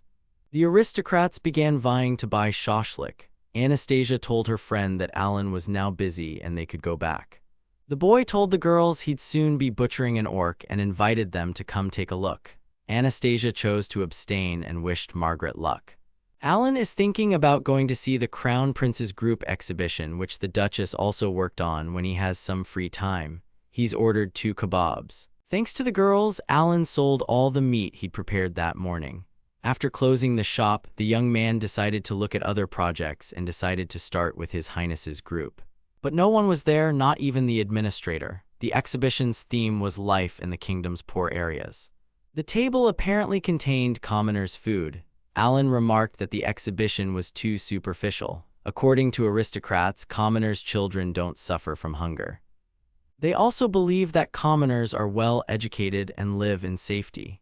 Alan credits Anastasia with creating the well-crafted exhibits. The brown-haired man noticed an exhibit at the embroidery exhibition. Margaret called out to him. It turned out it was her group. She invited him in and asked him not to be shy. Alan agreed. The adventurer walked in and saw the Duchess in a beautiful embroidered dress. Alan asked what Anastasia was doing there. It turned out that the Crown Prince had expelled her from his group the day before. Margaret invited her over. The blonde had always enjoyed embroidery. Anastasia says she was only concerned about the future of His Highness and the kingdom, even though everything happened so quickly. She advises looking around. Her friend's work is there. Margaret von Altmund shows the boy her work and he likes it. He considers this hobby elegant, fit for an aristocrat. Margaret shows Alan Anastasia's work. He admires it. The Duchess's embroidery depicts a pie and fruit. The exhibition's owner asks the young man for his opinion. He replies that he's no expert, but he's hungry after seeing it. Anastasia looks down and blushes. The boy quickly rectified the situation, saying he thought the embroidery was wonderful. The Duchess's friend reminded them that the school festival would soon be over and they needed to clean up and head to the hall. The brown-haired man thanked the girls and left. Anastasia was embarrassed and thought she should have brought a different piece of embroidery. The victory of His Highness exhibition, which focuses on the poor, was announced in the assembly hall, illuminating their lives through surveys and discussing the role of the kingdom and its future. His Highness Crown Prince Karl-Heinz Barthwil Centralin thanked everyone, saying that the idea for their exhibition was Amy's. The Crown Prince's group decided to shed light on the situation in the kingdom because aristocrats exist to lead the weak. Alan found Karl's speech superficial. Winter is coming. Anastasia's sentencing event is approaching. Before that, Alan must prevent one more event. The heroines fall down the stairs due to the machinations of Agastasi and her minions. But the game's script has deviated. Amy thinks things are moving too fast. Mr. Karl and Anastasia's relationship has already fallen apart. The breakup of the future royal couple is a prerequisite for Karl's route. There needs to be an attack on Amy, but Anastasia and her henchmen won't even get close to the heroine. Both Amy and Alan are considering a different scenario from the game. The heroine wants to play it safe and banish Anastasia. Brown-haired wants a simple break in the engagement for the Duchess. A group of girls discuss the future queen's bullying of Amy. Anastasia is summoned by the crown prince. Alan thinks that changing fate isn't so easy. The Duchess is called upon to apologize. The blonde countered that neither she nor her friends had burned the pink-haired girl's pen. Alan realized Amy had orchestrated the whole thing and the princes were on her side. The Duchess didn't want accusations without evidence. Leonardo von Juck stopped Anastasia as she walked away, placing his hand on her shoulder. The Duke's daughter reprimanded him. The Viscount's son dared not touch her. The girl sensed the threat in his voice. The brown-haired man interrupted them, saying that classes would start soon and everyone needed to get to their classrooms. Amy was angry as Alan had once again interrupted her plans. Anastasia realizes Alan has helped her again. He understands that since the heroine is the one causing the events, the verdict will come. Amy eagerly awaits this. In the assembly hall, students are congratulated on their promotion and the end of the semester, and it is announced that the best student of the first year would like to say a few words. Karl-Heinz wants to thank his friends who supported him. Margaret calls out to Alan and introduces him to Isabella von Leeuwenburg, who will later be studying with them. The Crown Prince wishes to make a statement. He asks Anastasia Klein von Ramslet to step forward. The time has come. Klein von Ramslet in front of everyone in the assembly hall. The Duke's daughter considers the Crown Prince's actions frivolous as he's breaking off his engagement for a girl who knows nothing about the aristocracy. Amy expects more emotion from Anastasia. The red-haired man declares that only a girl as pure and kind as Amy is worthy of being his bride and embraces her. The pink-haired woman eagerly awaits the Duchess's verdict. Anastasia asks Karl-Heinz if he's willing to take responsibility for his decisions. Alan notes that the girl's calm reaction to what happened is different from acting. The brunette assumes the blonde has long since given up on his highness. He comments on the Ramslet's arrogance. Karl-Heinz says the Ramslet family are pathetic country bumpkins, good only for growing wheat. The heroine is surprised by his remark. Anastasia can't turn a blind eye to the insult to her family. Charles's new bride says the Duchess has lost his favor. The Ramslets plan to lodge a formal protest with the Briars. Anastasia sees no point in continuing this conversation and is about to leave. The Crown Prince stops her, saying that the girl should decide everything herself if she has any pride. The Duchess believes gloves aren't meant for frivolity. Charles says that if a daughter of the Ramslet family can't stand up for the family's honor, he understands nothing about parenting. The aristocrats from the faction opposing the Ramslets laugh. The Crown Prince's ex-fiancée asks if he wants her to challenge Amy to a duel. The Duke's daughter removed the glove from her right hand, walked over and threw it to Amy. The heroine thinks about her guaranteed victory. The villain will soon be finished and picks up the fallen glove. She's surprised that Anastasia remains calm and doesn't slap her. The Crown Prince tells Amy she's been challenged to a duel. Amy is perplexed that she'll have to fight. Alan realizes the heroine orchestrated the whole thing herself. The Crown Prince announces he will compete in the duel on Amy's behalf. Anastasia is perplexed. All the princes want to defend the pink-haired girl. Karl-Heinz asks if the Duchess has a representative who will fight them. His Highness laughed, saying the Ramslet daughter was unpopular. Alan volunteered to represent the girl. She was surprised. The blonde rushed towards Alan, asking him to back off, as this was a duel with a member of the royal family, which she did not want to drag him into. The brunette asked the girl to accept his candidacy. Anastasia says that's not what she meant. She can't let a talent like Alan go to waste. The Crown Prince remembered the boy who had challenged him to a duel. Alan confirmed that they were classmates and that he had once accompanied them to the ruins. Shaitan asked the duelists what their demands were of each other. Anastasia declared that she wanted an apology from Amy so that she would take back her insults to the Ramslet family. Amy announced her demand that Anastasia stay away from her. The princes also volunteered to act as the heroine's representatives. The Crown Prince tells Anastasia to find 4 more representatives or Alan will fight 5 people. Brown-haired asks to fight them all at once. The adventurer said he wasn't joking and asked if Claude was afraid of him. His Highness Claude became angry. The Duchess tries to stop her representative. Lord Marcus speaks of the prince's superiority in magic, archery, and swordsmanship and asks the young man to retreat. Alan provokes the princes by telling the truth about each of them. Anastasia asks him to stop. The boy says that despite the prince's advantage, their numbers, he has no intention of running away. The blonde doesn't understand why her representative is making the situation even worse by provoking opponents, and she doesn't understand what the guy is thinking. Amy is confused as to why the mob would volunteer to fight on behalf of the villain, as there was no such thing in the game. The heroine thinks her suspicions have been confirmed. Mob is in love with the villain. Alan asks if the crown prince accepts his condition or if he's afraid. His Highness accepts the condition and warns the commoner not to regret it later. Anastasia asks to remember that in this duel, neither side has the right to kill the other. The adventurer silently thanks the Duchess. Marcus advises Carl to accept this condition. The crown prince seeks a second. Someone in the hall raises their hand. A member of the faction opposing the Ramslets, who had earlier laughed at the Duke's daughter, volunteered to act as second. Alan suspects cheating on the second's part. The crown prince announces that the duel will take place after 30 minutes of preparation. The princes will be waiting for their opponent at the training ground. Anastasia and her friends run up to Alan and tell him it's not too late to back out.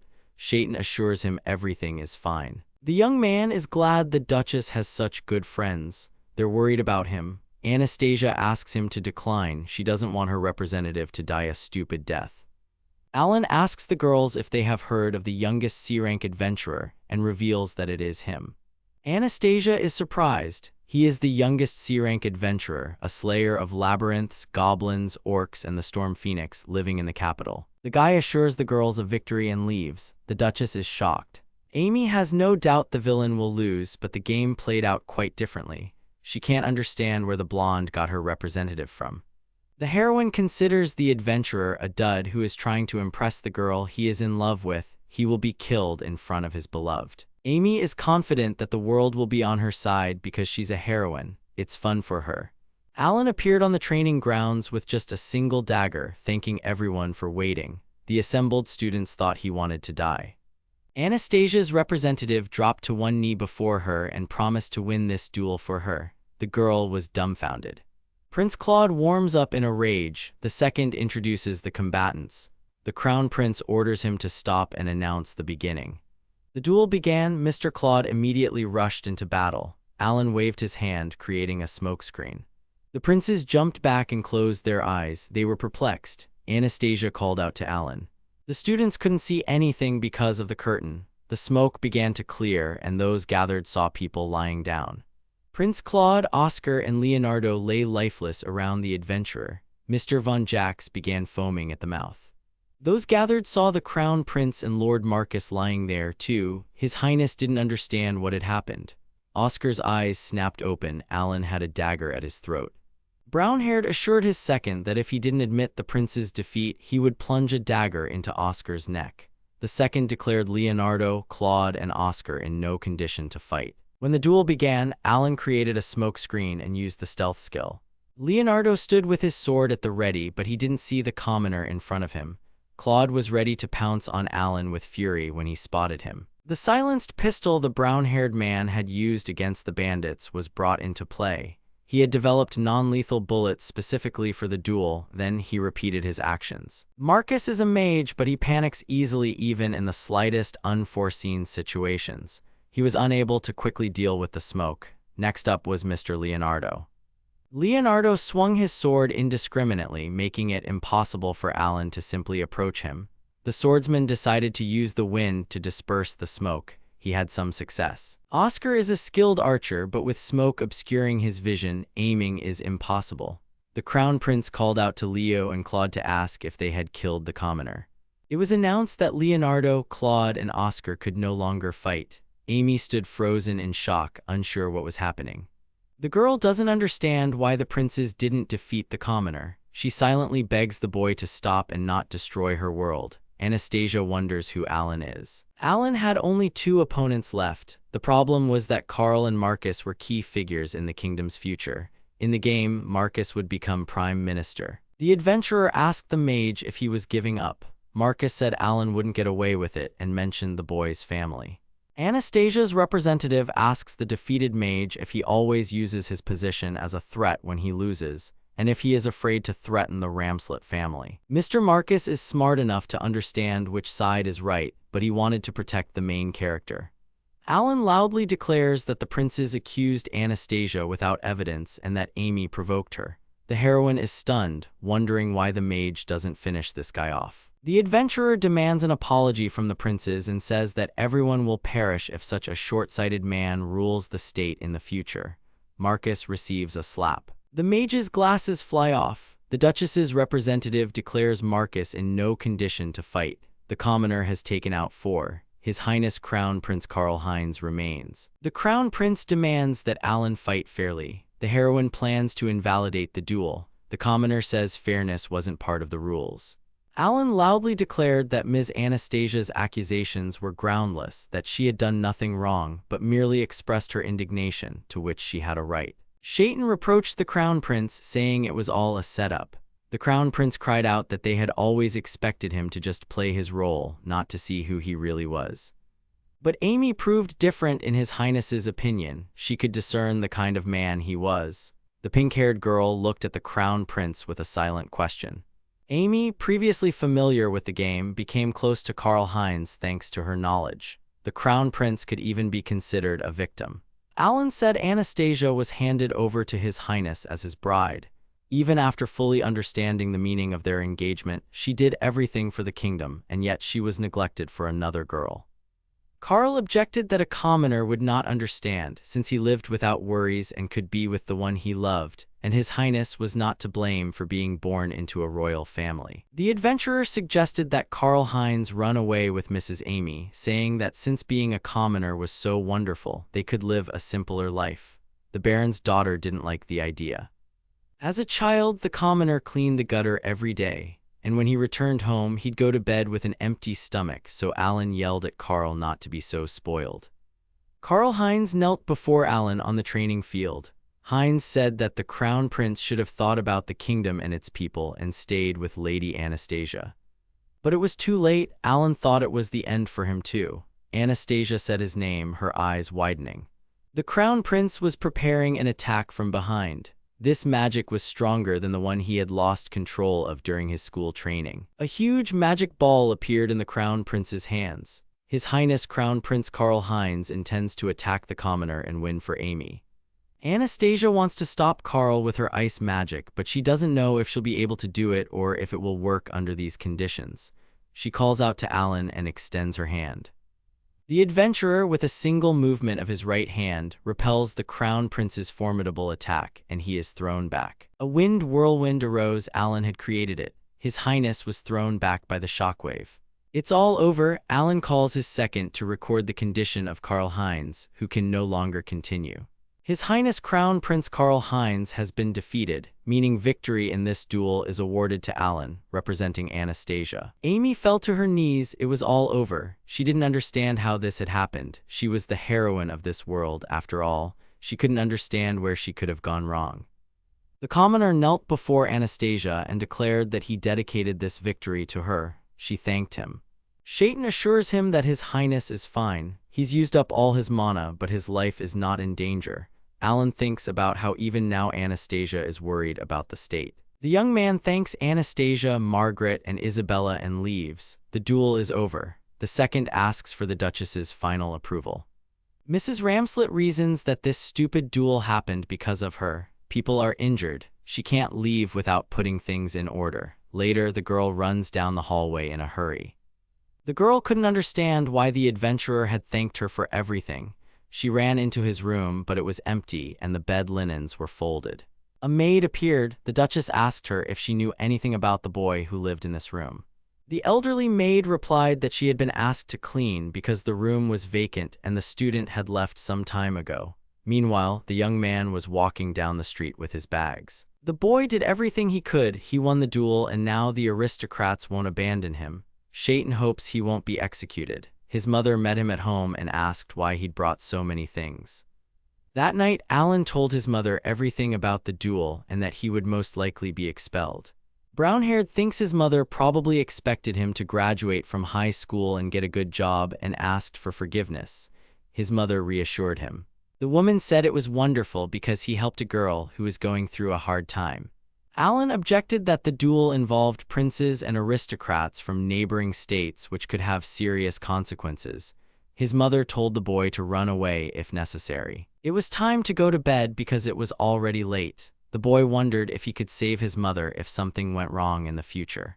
The adventurer wants to protect her and the people of their city, for which he worked so hard, but doubts his success. The boy's mother climbed the scary stairs to his room with a flashlight. The window in the brown-haired man's room overlooked the palace. The woman said she hadn't seen her child in bed in a long time. His mother told him he was so wonderful, just like his father. Alan's father died before he was born, but his mother never told him what happened. Alan's mother assured him his father would have been proud. She hadn't mentioned her husband much until that day. The boy wonders what kind of person his father was. The woman said she was proud of Alan and would protect him from everyone. She yawned and told the boy to move over on the bed. She has her own room, but she's afraid to go down the stairs. Morning arrived. Everything cleared up in the adventurer's mind. Last night he'd been thinking in an overly negative way. Alan intervened in Anastasia's sentence and prevented her tragic fate and civil war. This means the Eastern Empire won't attack them. For now, everything is going according to plan. It hasn't yet been decided whether the commoner will be executed or not. Perhaps the boy was simply very tired and nervous yesterday. He hadn't been home for a long time. There was a knock at the door. The brown-haired man opened the door to check, but there was no one behind it. Monica rushed at Alan and wished the boy's mother good morning. The guild boys had seen Alan the day before. Monica decided to stop by on her way home and brought them some vegetables. The men were waiting for the brown-haired man downstairs to say hello. The guild warriors asked the boy why he returned from high school so soon. They asked Alan what he'd done and asked him to stop by the guild occasionally. The boy didn't tell them what had happened. He didn't want to involve the guild. Mom noticed a beautiful carriage passing by, though they rarely pass here at this time.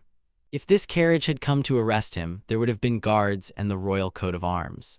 Ramslet family butler stepped out of the carriage to pick up Alan. He immediately thought of Lady Anastasia. The butler informed her that the head of the Duchy of Ramslet wished to meet with Alan. The mother defended her son. He had done nothing wrong. The butler promised to return her son safely.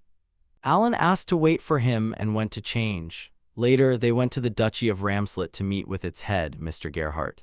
The boy visits the aristocratic district for the first time. The carriage pulls up to the gates of the Duke of Ramslet's residence. The brown-haired man is asked to wait and offered a cup of tea. Alan reflects on how this is exactly how he imagined the home of an influential aristocrat. The boy puts his cup down on the saucer and tries to calm down. The important question now is whether he can get support from this family and how much. The door opens and Mr. Gerhardt enters. He wishes the student good morning. The guy says he's pleased to meet the Duke. He apologizes for having to call Alan so suddenly. The Duke thanks Alan for taking care of his daughter, as he imagined her in the duel, and wants to ask a few questions. Gerhardt apologizes for having to inquire about Alan, but Duke Ramslet doesn't understand why the boy volunteered to help his daughter, or whether he's fallen in love with her. Alan confided in the Duke that he was prepared to be expelled from school. He also admired Anastasia's dedication and hard work, but he was aware of the difference in their social standing. Gerhardt noticed that the boy had put a lot of effort into getting into high school, which meant he wanted to finish it. The adventurer told the Duke that he wanted to protect his mother and the people who cared for him. This duel was unfair and, in the opinion of the Duke of Ramslet, even ridiculous. But a duel is a duel. If Anastasia had been defending her own honor, she wouldn't have dared to wound His Highness. Her defeat was inevitable. Gerhardt agreed. The other side's demand was that the Duchess not go near Karl Heinz and his company. She would be expelled from school for something she had not even done. If this happened to the Ramslet family, it could happen to other noble families as well. A battle for the throne between the crown prince and the second prince would follow. Much blood would have been shed, and the kingdom would have been plunged into chaos. The Duke asked what the battle for the throne in the royal palace had to do with protecting his mother and those dear to him. Alan shared his concerns about the Eastern Empire. Anastasia's father assured him he had thought everything through. Gerhardt decided to take responsibility for the duel and ensure Alan's mother's safety. Alan thanked him for it. From this moment on, the adventurer is under the protection of the Duke of Ramslet and can contact him if he needs help. The butler Sebastian was to escort Alan home. they left under Gerhardt's gaze. Duke Gerhardt looks out the window, wondering what kind of person the talented commoner will become in the future. Last night, Anna begged her father to listen to her. The father asked his daughter if she was supposed to come back tomorrow, to which she replied, out of breath, that she needed to tell him something. The Duke of Ramslet had no idea His Highness was behaving so foolishly. He also couldn't believe his daughter had defeated the strongest students on her own. Anastasia told her father about a classmate from a common family who was admitted to a high school for aristocrats on special grounds. The girl recounted Alan's accomplishments to the Duke, adding that he was a very serious and pleasant person. Gerhardt embarrassed Anna by asking if she was in love with the adventurer. The Duke of Ramslet was discussing the difficulty of maintaining his daughter's engagement to the Crown Prince and that he would have to work hard. Gerhardt asked Sebastian who this special student was. The butler revealed that Alan was raised by a single mother in the royal capital. Anastasia said the kingdom couldn't lose a genius like Alan. Her father sent his daughter off to rest because it was getting late. The Duke stands by the window, his hands folded behind his back, thinking that Anna's situation with His Highness leaves much to be desired. Anastasia and her mother came in. Her father told her that the boy was just as she had described him. The Duke's daughter apologizes to him for succumbing to provocation and throwing down the gauntlet. Because of her, there was a danger that their kingdom would be drawn into war. The girl is also ashamed of her situation with His Highness the Crown Prince. Anastasia's mother hugged her. The Duke assured her he would visit the royal palace and protect Alan as head of the duchy. Anna burst into tears. The butler invited Alan into the carriage. When asked where Madame Anastasia was, Sebastian replied that the young lady was not receiving anyone today. Already in the carriage, the guy was thinking that Anastasia hated him. After all, he disappeared without saying a word. Shaitan should be glad he managed to change his fate. For now, he survived, but it's not enough. Besides, there's nothing more he can do. The Ramslet carriage appeared again at the commoner's house. Sebastian had come to deliver a dinner invitation from Mr. Gerhardt. Alan froze in shock. At the ducal residence, Alan's mother worries about her clothing being appropriate. Alan assures her there's no need to worry. Sebastian Sand said everything is fine. She appreciates his tact. Shaitan isn't surprised by his mother's reaction, as commoners aren't usually invited to dinner by the Duke himself. They see Gerhardt, who introduces himself to Katerina. The Ramslet family introduces his wife Elizabeth and son Frederick. Alan introduces himself to them. Elizabeth asks to skip the formalities. Anastasia's mother announces Alan Kuhn's arrival to the girl who just entered.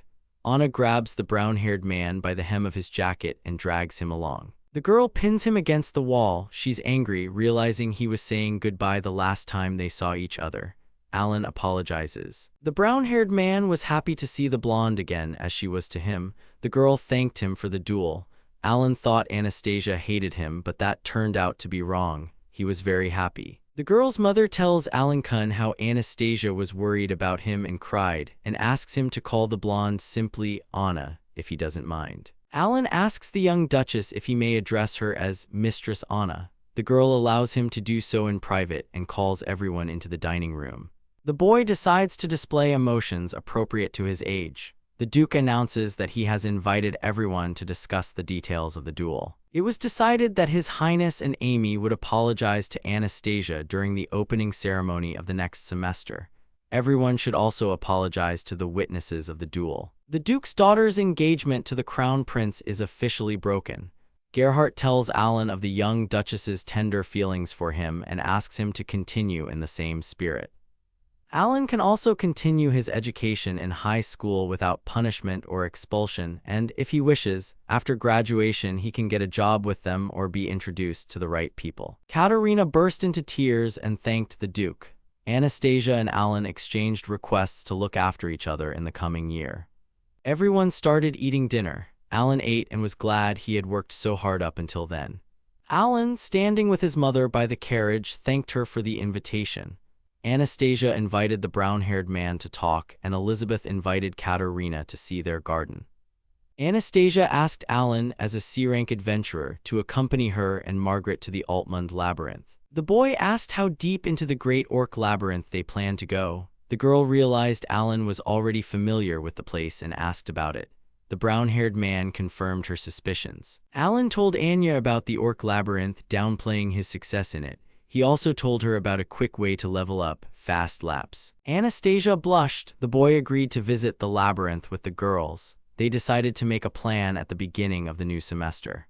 Altmund by carriage, where they were met by Margaret. She explained that many adventurers had already attempted to explore the labyrinth. Lady Margaret would like to take Alan into the service of the Altmund family, but she would not dare to take away Anastasia's beloved knight. A girl from Altmund promises Alan all the treasures in exchange for his care, but the adventurer has already taken the treasures from the orc labyrinth without telling anyone. The rest of the research team approached Alan, not believing that he was the same goblin and orc slayer and their guide for today. The guy wanted to test the skills of Margaret's escorts to determine the formation, but they didn't listen to him. Alan told the group to handle the orcs themselves and he would help if anything went wrong. He was concerned about the group's men's lack of trust. They immediately encountered an orc. One of the warriors wanted to go first, but the adventurer stopped him, saying he would be first and drawing his gun. The guide wants to demonstrate his strength. The man who volunteered earlier asked what the goblin and orc slayer was holding. The orc advances. Alan is asked to step aside, but the boy ignores him and takes aim. The young adventurer fires. The orc is defeated. The swordsmen are very surprised. The men were confused when they heard the shot. Alan explained that he had created the gun, a magical object for harnessing the winds to his advantage. The warriors assured Alan that he could rely on them. They were glad to have the wind mage as their ally. The next orc was approaching. Anastasia rushed to intercept him. The girl attacks the orc and surges forward. The orc flies back and is left behind. The Duchess strikes the beast with her sword, proving she doesn't need protection. She possesses the divine protection Knight. Alan's swordsmanship is no match for her. Working together, the group advanced through the labyrinth and defeated its bosses thanks to Alan. The knights lamented that they couldn't have done it on their own. They're getting ready to get out. Touching the core will take you to the entrance to the labyrinth. No treasure was found. Anastasia asked Alan about the fast circles method. The girl wanted to try this method to keep up with the adventurer. This time, she'd go ahead. The pair of students continued to circle and level up together. Anastasia makes a statement about Alan in front of everyone in the assembly hall. A couple of hours earlier, the brown-haired man had left the house, promising to return soon. Winter break was over and it was time to go back to school. As originally predicted, Alan escaped Anastasia's sentence and exile. The event that would have marked the beginning of the fall of the royal capital was prevented. The fate of the world was rewritten. Previously, the time traveler acted using his knowledge of the game's plot, which is no longer possible. Now he must act and think for himself to avoid the worst possible outcome. For a time, the invasion of the Eastern Empire was prevented. Both states maintain a balance of power. After the broken engagement, the Crown Prince's position became quite precarious. The Duchy of Ramslet is the largest grain-growing region in the kingdom. Charles needed their support.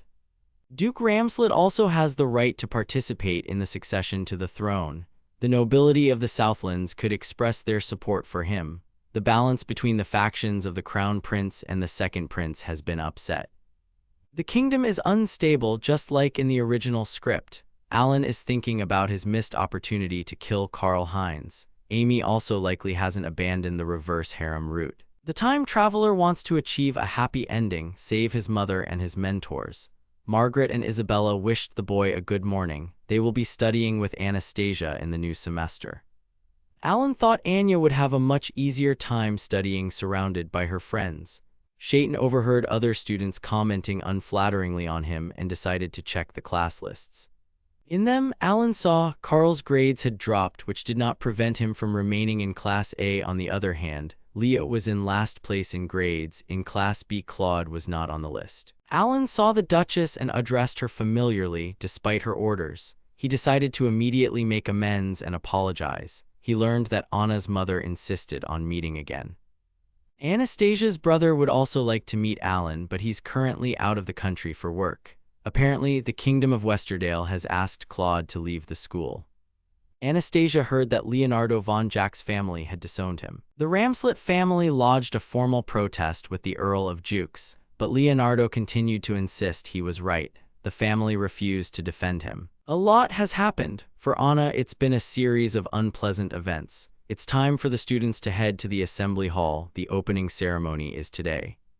The crown prince and his company owe the Ramslet family an apology. As Anastasia took the stage, she invited Alan to join her. She declared that he had fought on behalf of the girl and therefore had every right to stand beside her. His Highness and his company began to ascend the stage. The Duke's daughter asked if the opponents accepted the outcome of the duel. For the crown prince, this must be a great humiliation.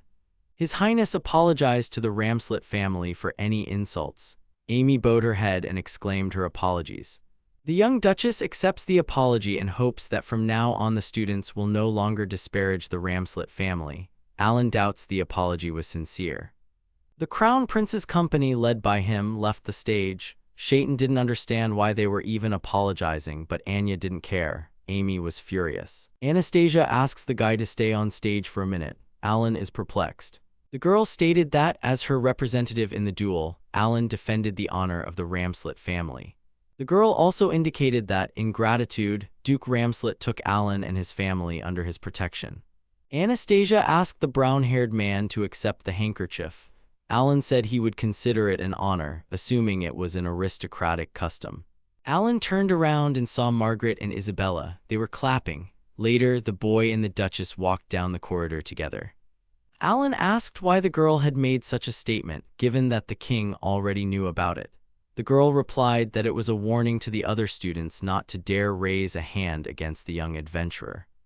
The brown-haired man thanked the Duchess and asked what the scarf meant, but before the girl could answer, they were called out too. Margaret shared that the students' faces were horrified after the announcement. Anastasia's friends wanted to see Alan's new scarf. He again asked about its meaning. Isabella explained that when a lady embroiders her family's coat of arms on a kerchief and gives it to her knight, she is declaring that he belongs to her. Anna countered that she was merely thanking her benefactor.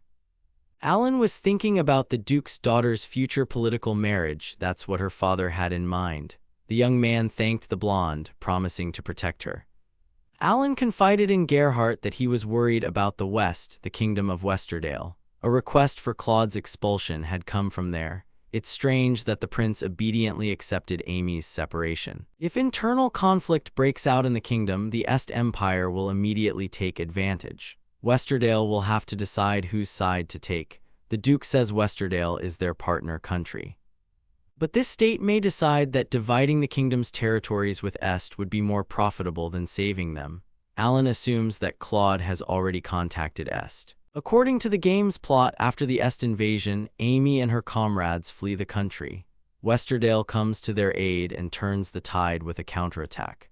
Westerdale's main call to action, but the brown-haired man has changed the script and this is unlikely to happen. Now there's no need to save Amy and Karl Heinz. The Duke is interested in the boys' thoughts on the south, where the border with the kingdom of Zaus, which has allied itself with Est, lies. They also urgently summon the heir. They will begin their march simultaneously. The situation is far more complex than the adventurer had anticipated. The army won't be able to act immediately. The earliest it can be is autumn, after the winter wheat harvest. Gerhardt inquires about how things are going at the academy. The Duke asks Alan as a friend to be a supportive figure for Anya. 2 years passed, as Gerhardt had said. There were no particular problems with the villain's expulsion. Amy's circle has remained unchanged during this time, save for Claude's absence, but they no longer dominate the class hierarchy. The second prince's faction is openly shunning the heir and his supporters. The royal court's power struggle has infiltrated the academy. Someone called out to Alan. Anastasia asked Alan if he was free and suggested they talk on the way. The girl wants to explore the topic of adventurers in her free summer research and what they do for their country. She believes that an adventurer is also an adventurer. The Duchess wants the boy to introduce her to her guildmates. Alan hesitated. Margaret and Isabella are also participating and will begin with literature research. Alan notices that Anna has been smiling more often and thinks it has something to do with her friends. The brown-haired man thinks that breaking off the Duchess's engagement to the Crown Prince, the painstaking work, starting from the very bottom, like cleaning out gutters, was really worth it. Summer break had arrived. Anastasia asked Alan if she really needed a commoner's outfit. He replied that she did, since she had run away this time. Anya doesn't like hiding. After the broken engagement and the duel, the situation around the young Duchess changed. The Duchy of Ramslet hasn't announced which prince it supports. The girl drew Alan's attention to a group of people near the girl in the cloak. It turned out to be the Crown Prince's company. They demanded that the cloaked girl lead them to the village to exterminate the demons, but the girl explained to the young men that there were no demons. Carl accuses the stranger of lying. Marcus asks Amy if they really need this girl. The Baron's daughter is outraged by his distrust. Oscar notices the students arriving. Anastasia asks what the group is doing. Amy is indignant, thinking the villain is preventing her from receiving the blessing. The cloaked stranger jumped up while the group was distracted. The girl threw herself on Alan's neck. She turned out to be Mrs. Sheralora. The boy recognized her. Lady Sheralora complained to the adventurer that she had been threatened. The Crown Prince countered that they were merely following the prophecy of the gods given to Amy. The prophecy stated that a demon would attack the village where the cloaked girl lived. Alan suspects that Amy wants to complete the mandatory event, saving the elven village. The elf wasn't attacked by a demon, so Alan demands the Crown Prince's company stand down. Amy encourages Leo to strike the commoner. Anna sides with Alan. Carl turns and leaves. Amy calls him back. Both girls ask Alan about each other.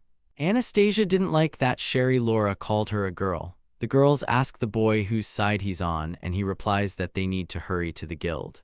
Alan entered the room with both girls. The guild members thought they were having a lover's quarrel and decided to eavesdrop. The brown-haired man asked Sheralora for her cloak and she took it off. She was hot.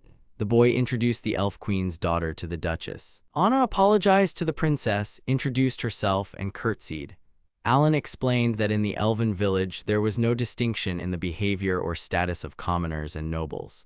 The elven princess invites an adventurer to their summer festival, which takes place once every 10 years. The elf thought it would be a good idea to come to this town and find Alan. The girl also came in person to take a ride back on the flying ship. Alan tried to stop her from finishing her sentence, but it was too late. Anastasia heard everything. Anna asks for a lot of explanations. The connection to the elven village, the existence of the glider. Meanwhile, the guild members eavesdropping in the hallway are knocked out. Mrs. Anastasia sternly demanded an explanation of where Alan met the elf. The elven princess told how Alan saved the village, protecting it from evil spirits. She called him the child of the wind god, descended from the heavens. Sheralora teases the Duchess. Alan tells her to stop. The elf reiterates her invitation to the summer festival. The boy says he can come, but he doesn't understand how the princess got into the city. She explains that it was obviously through the gate. Alan explains to Sheralora why it was so dangerous. The girl doesn't understand why people really want to catch an elf, but the brown-haired man says that's not the problem. Alan agreed to go to the festival if Sheralora lets Anya come too. If they passed through the noble's gates with Lady Anna, they wouldn't arouse suspicion. The Elven Queen's daughter agreed, saying they would marry Anastasia to Alan's girlfriend. The Duchess blushed and agreed. The festival will take place tomorrow. Anastasia wants to learn more about the elves' way of life. The blonde needed to hurry to get ready. She left, promising to return soon. Sheralora called Anna strange. Later, the group gathered near the flying ship. The pilot gave the girls helmets and special goggles. The princess asked where she should sit. Alan tied Sheralora to the tail of the plane. She was unhappy with her seating position. He cleverly called it a special place to keep her from getting mad. The idea worked. This seating arrangement was the only way to distribute the weight. Anastasia sat behind Alan and hugged him. He advised her to hold on tight. The flying ship rose into the air. Their transport continued to gain speed. Anastasia couldn't believe they were actually in the sky. The speed of their flight amazed her. The girl was surprised that the capital and castle looked so small from above. It was about a 4-hour flight to the elven village. They would arrive by sunset. The Duchess pressed herself closer to Alan and said that he was amazing. The elves noticed Alan's flying machine in the air along with Lady Sheralora and were surprised that there was another person on board. Alan praised Ms. Anna for her composure. The disgruntled princess asked to be removed from the plane first. The Elven Queen apologized for Sherry as she had caused a lot of trouble. The adventurer introduced the Duchess to the Queen. Alan called Anastasia his girlfriend. The Queen thought they were dating. The Elven Queen asked Anastasia if she knew why their village was isolated and hidden from humans. Anna answered affirmatively. The Duchess was also asked why the girl had come here, knowing the reason for the village's isolation. Alan and the others, except the Duke's daughter, were asked to leave. The brown-haired man ponders whether he made the right decision in taking the blonde with him. He concludes that it was worth it. The boy realizes he's been thinking about Anya, even though he didn't realize it. He has no right to make a mistake. The little fairy smashed into his face. Alan recognized the pervert who had become a spirit of light, Little Lo. Little Millie was standing nearby, and he asked the girl if the pervert had touched her. The spirit of light questioned Alan about Anya as his wife. The brown-haired man told the pervert they weren't friends. Millie wanted to hug the adventurer. Anna and the Queen discussed how humans kidnapped elves for their beauty and used them as slaves. If Alan's connection to the elves was revealed, he would be tortured for information. Anna's presence in the elven village was a risk for her and her family. Sherry told her mother that the girl could have helped them escape the city and return, but she didn't. Anastasia knew about everything, but she still joined because she has unacceptable feelings that cannot be talked about. Anastasia, sitting in front of the Elf Queen, could not admit her feelings for Alan out loud. The Queen tells the young people that they can't be together because of their social status, causing the girl to cry. The Queen suggests that Anya stay in the village with the boy.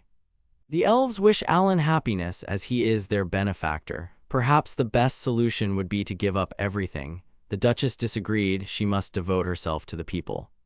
The girl believes she's unworthy of such happiness. The Queen asks the blonde why she doesn't live for others with the adventurer.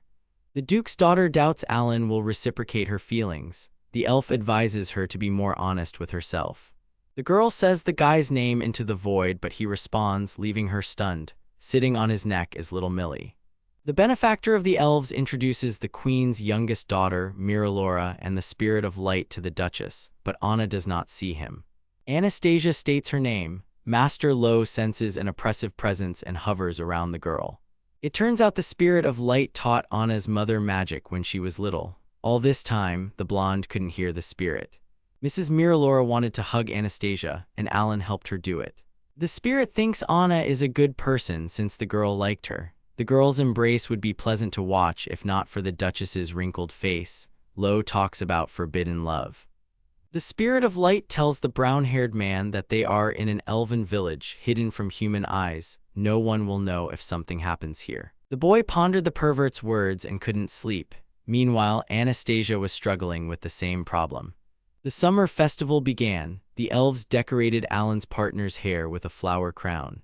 They were advised to change their clothes. At the festival, men usually run away and protect women from pursuit. If you manage to protect the tiara to the end, you will be blessed by the spirits. The adventurer notes that the elves in this world are either calm or restless. Anna approaches the boy in a new outfit. She asks if he wants to withdraw from the game. The young people decide to give it a try since they're already here. They're curious about elven culture. The partners found themselves in a romantic atmosphere. They were already beginning to think that perhaps they should back out. The elves are playing musical instruments. The students are called into a circle to dance. They decide to simply imitate everyone else. The boy asks the elves closest to him what to do. They tell him to run away and protect the tiara. Alan wanted to tell them about their refusal, but everything had already begun. All the men suddenly picked up their partners in their arms and ran, using acceleration magic. The other elves had fruit in their hands. Alan realized the attack was about to begin, took Anna's hand, and ran. Alan was hit in the face by a piece of fruit, but it was soft. He ordered Anastasia to protect the tiara, and they ran on. A couple of people were hit by a barrage of fruit and magic. The elves said they could use any weapon they wanted as long as no one or nothing was harmed. The adventurer used a smoke screen against the elves and picked up Lady Anna in his arms. They ran. The girl buried her face in the guy's shoulder and asked him to let her go. The brown-haired man apologized. The tiara was fine, but the girl was completely soaked. She asked if Alan had found it difficult, but he assured her he could carry her for hours. The Spirit of Light mocked them. Some elf discovered them and they had to flee again. The adventurer used wind magic, but there were too many of them. They needed somewhere to hide. The elves wouldn't let Alan win so easily, even though he'd given them a run for their money. The young men embraced. The elves surrounded Alan and Anna to finally defeat them and prevent them from winning. The guy apologized to the girl and pressed her against the tree, covering her with his body so that all the fruits would fly at his back. If the brown-haired man could hold out until the time ran out, he would be able to protect the Duchess. The girl cast a spell and created an ice tomb, protecting Alan. Anastasia says that there is no point in an adventurer's selflessness if he gets hurt. The elves approached them, the queen knocked on the ice and announced that the ringing of the bell marked the end of the event. They had won. Despite the game being over, Sherry threw a piece of fruit in Alan's face but apologized. Everyone congratulated the winners. The next summer festival will take place in 10 years. 2 couples were able to defend the tiaras. The second couple, having defended the tiara, began kissing. Alan and Anna were urged by the elves to do the same since they had won. The adventurer and the Duchess blushed. Anastasia suggests that they pretend to get out of this. Their faces came close, reminiscent of a kiss, with fruit juice dripping off them in streams. Suddenly the spirit of light appeared, Lo, the successor of the selfless great sage Loringas. The spirit saw Anastasia's determination to love and decided to bestow his holy blessing upon her. As long as her love endured, she would be protected by the spirit of light, Lo, and the spirit of Loringas. Anna thanked him. The elves were very surprised by the spirit's gesture toward the human. Everyone began congratulating the young people. The festival will continue until late at night. People were sent to wash up. The guy was soaking in the hot springs, thinking the festival was actually a wedding ceremony. Suddenly, the brown-haired man saw the Duchess entering the springs. He became embarrassed and hurried away, but Madame Anastasia stopped him. The guy promised not to look at the girl while they were in the hot springs.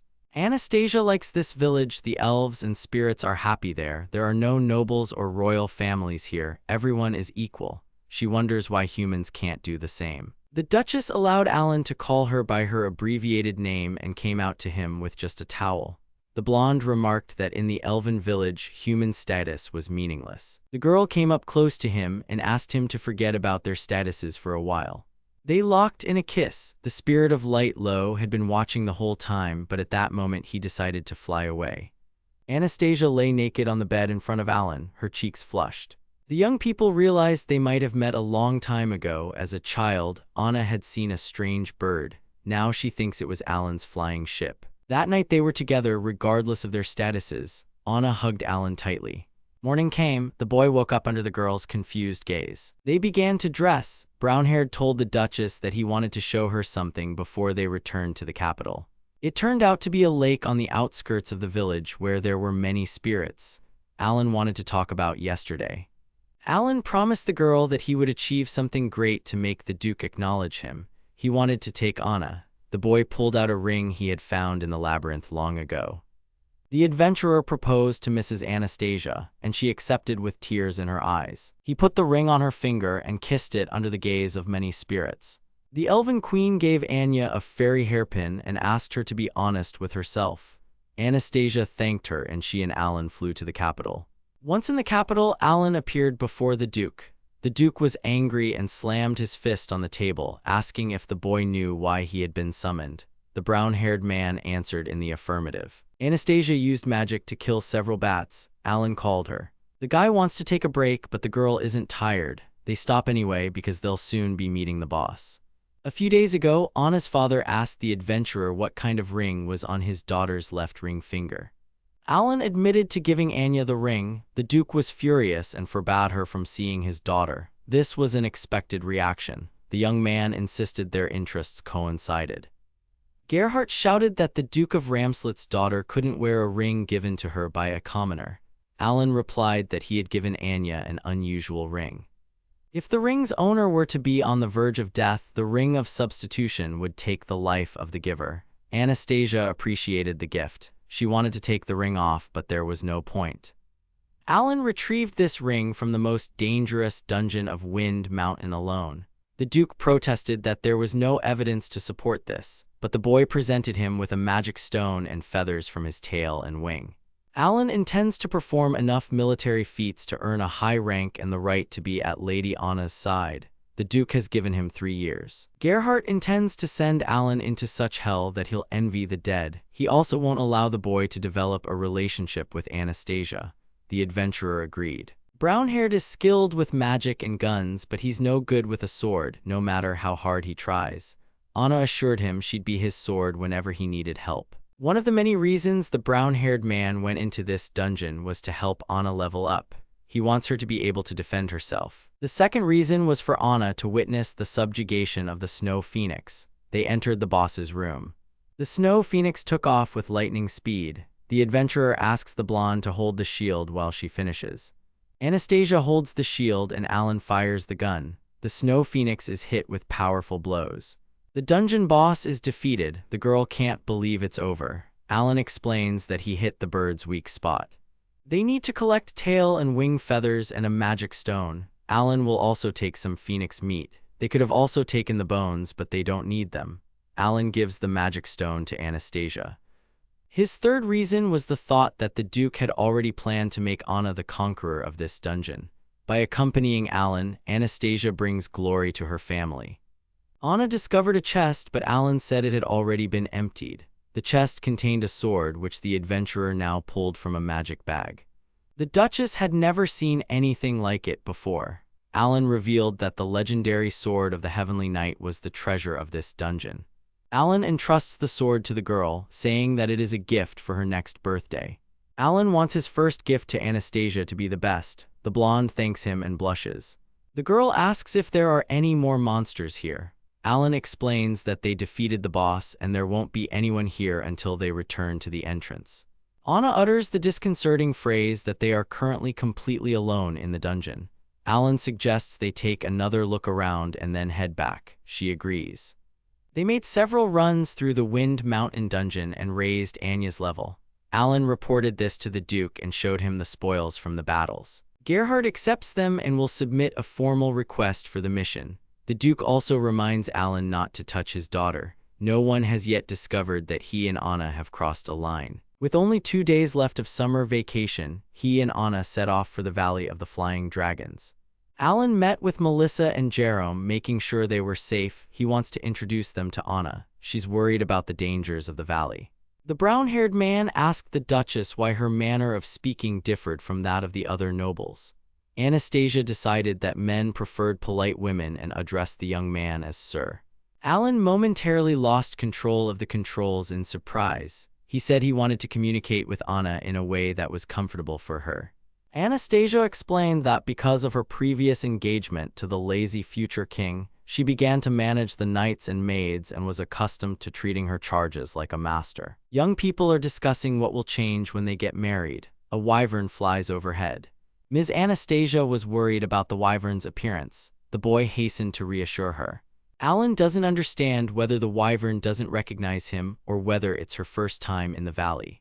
Suddenly, the first wyvern is knocked down by another. The young adventurer recognizes an old acquaintance. Jeremy is worried about Alan's safety. Anastasia is surprised by the flying dragon.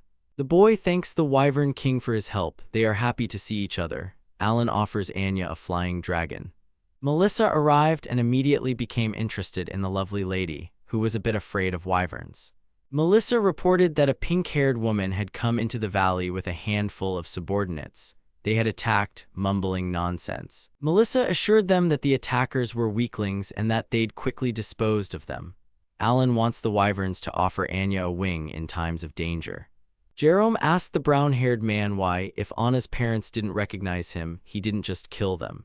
Jeremy received a tail slap from Miss Lissa for his words. Alan rushes to calm the girl down. The flying dragons sniffed Anna to better remember her scent and save her in case of danger. In gratitude, Alan offered the couple some orc meat, but Jerome didn't get any due to his behavior. Anastasia said there was no getting bored with an adventurer. Leaving some meat for poor Jerome, they left the Valley of the Dragons. The long but fleeting summer break was over, and it was time to return to school. Alan and Anna worked on an independent project about adventurers and the state during their summer break. There's a struggle between the NTMI for loot from the dungeons. Anne couldn't describe the true state of affairs in the project. It would be too aggressive. They decided to use the relationship between knights and adventurers in Altmund as a positive example. The friends asked Anna to tell them about the ring, but she said it wasn't the time. Alan was glad that the girl had been wearing the ring and pin since their trip to the Elven village. Despite the rumors circulating around the academy, the Duchess didn't tell anyone where she got them. someone called out to the blonde. It turned out to be Amy and her companions. She claimed the hairpin was hers and demanded it back. Anna replied that it had been given to her by a nobleman and was definitely not hers. Anna refuses to give up the hairpin. Amy has the crown prince on her side. Alan thinks he's completely hopeless for taking others at their word. Alan tried to help Anya, but his Leonardo shut him up and roughly reached for the hairpin in Anastasia's face. As soon as Leo touched the hairpin, it threw him far away with force. A voice arose, announcing that the one chosen by the spirits would punish those who attempted to prove their chosenness. Surrounded Anna, Amy's companions ran away screaming. Amy screams that she was destined to become a saint, otherwise the country would end, and that the devil ruined everything. Alan insists the hairpin belongs to Mistress Anastasia. The commoner tries to convince Amy that she's dreaming, but this is reality and they are living people. Anastasia doesn't understand what he's talking about. Shaitan thought that his speech would put an end to Amy's antics, but his hope was in vain. Alan invited the blonde to dinner. The girl had recently noticed she was looking for secluded spots for the two of them. The guy thought she wanted to go down into the dungeon again.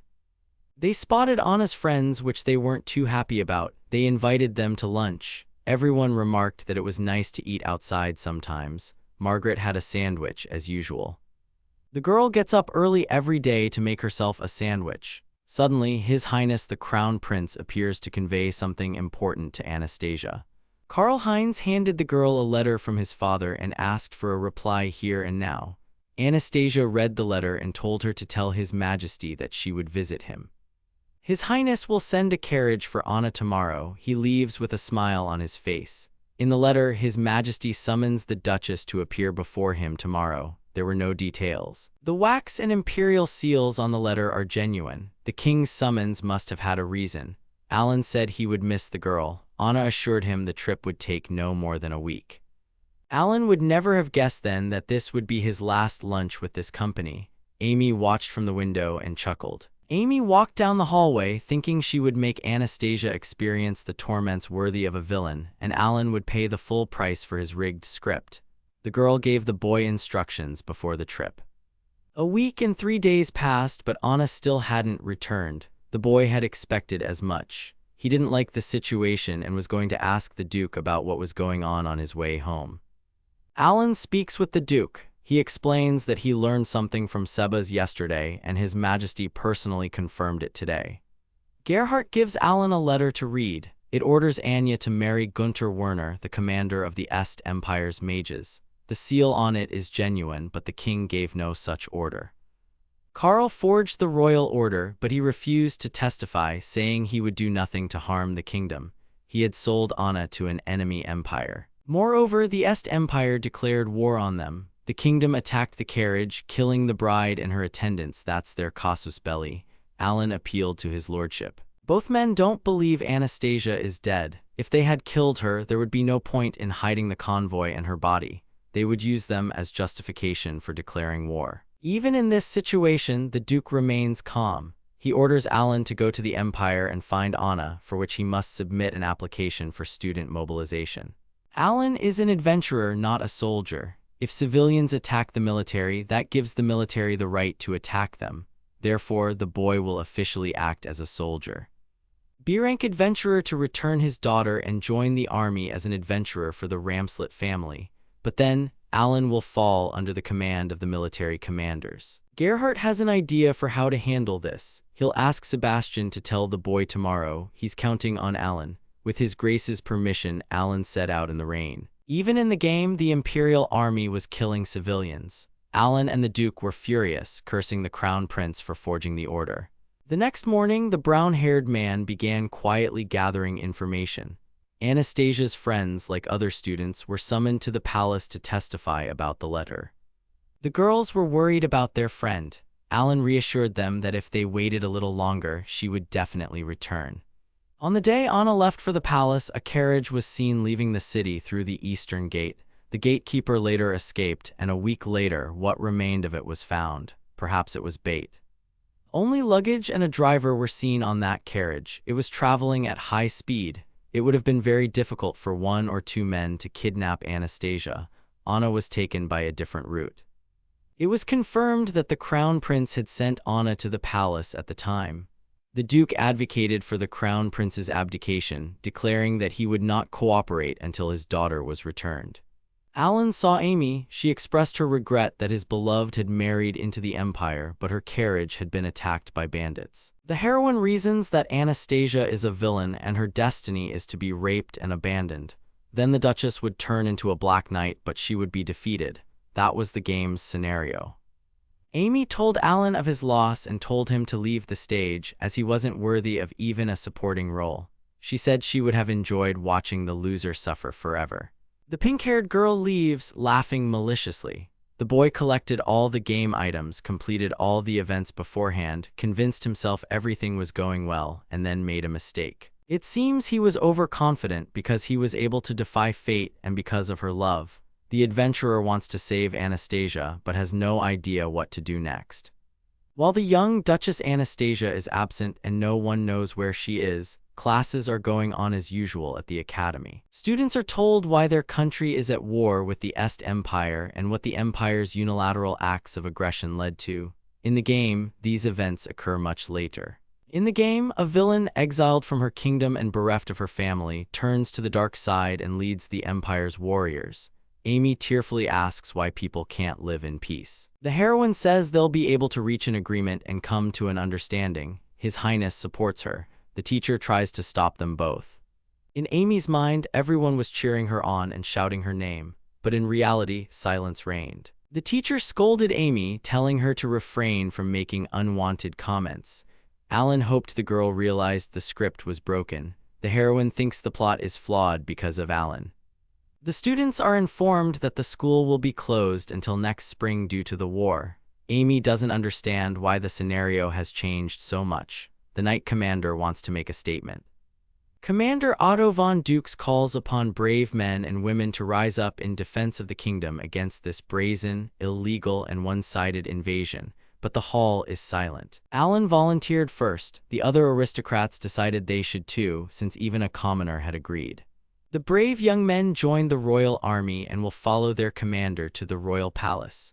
Not a single prince, not even Leonardo, raised his hand. The volunteers changed into military uniforms. They would initially be assigned as trainees to assist the rearguard, but now they would have an audience with the king and were expected to conduct themselves respectfully. The king greeted the brave men, but Alan was skeptical. His Majesty wished them success. Alan would have a hard time searching for Anna in the rear unless he was sent to the vanguard. He approached the king with a favor, posing as an adventurer from the Duchy of Ramslet. The commander sent the remaining students to the barracks to await further instructions. Carl's father said he had heard about the duel and the Duke's statement. Alan assured him he had come to support the king. Alan demanded that His Majesty immediately take the Duchess of Ramslet under his protection and severely punish the one who forged the royal decree and seal. Otto von Dux warned that repeated displays of disrespect for His Majesty were punishable, even for students. Alan fell to his knees and apologized. The king realized that Ramslet had told the boy to say this because he enjoyed such insults, and he ordered the boy to retreat to the rearguard.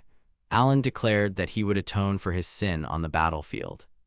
The king asked if the adventurer's intentions were the same as the Duke's. He replied in the negative, declaring that he would devote himself to His Majesty. The man complied with his request and sent him to the front. The king sends Alan to the fortress city of Caldakia to reclaim the Bruzini region and asks for a reward. The adventurer will claim the appropriate reward upon defeating the imperial army. His Highness promised the seeker anything for victory, but forbade him from entering the capital until then.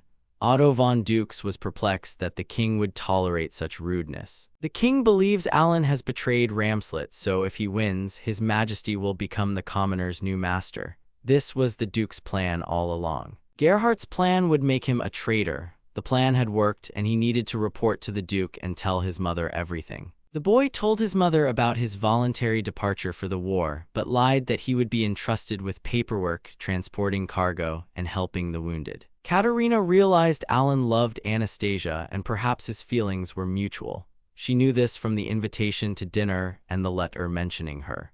His mother doesn't want her son to go to war, but she understands that Alan needs to succeed if he's attracted to the Duke's daughter. She told him to do everything he can to save Anna and to remember his priorities. Alan sat on his bed, lost in thought about what was most important to him, saving Anna. He reached the Valley of Dragons and told his friends what had happened. Melissa was angry. The wyvern decided to kill the heir, but Jerome told her that wasn't right and that they had to kill everyone. Alan didn't support them, as killing a human would only result in them being hunted. He simply wanted to save Anna.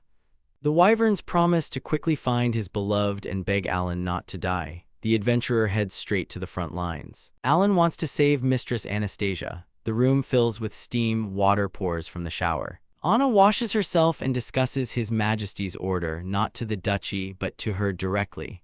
Furthermore, the Crown Prince delivered the letter with the order to her personally. The Duchess must obey the king's orders no matter what. The girl quickly packs her bag.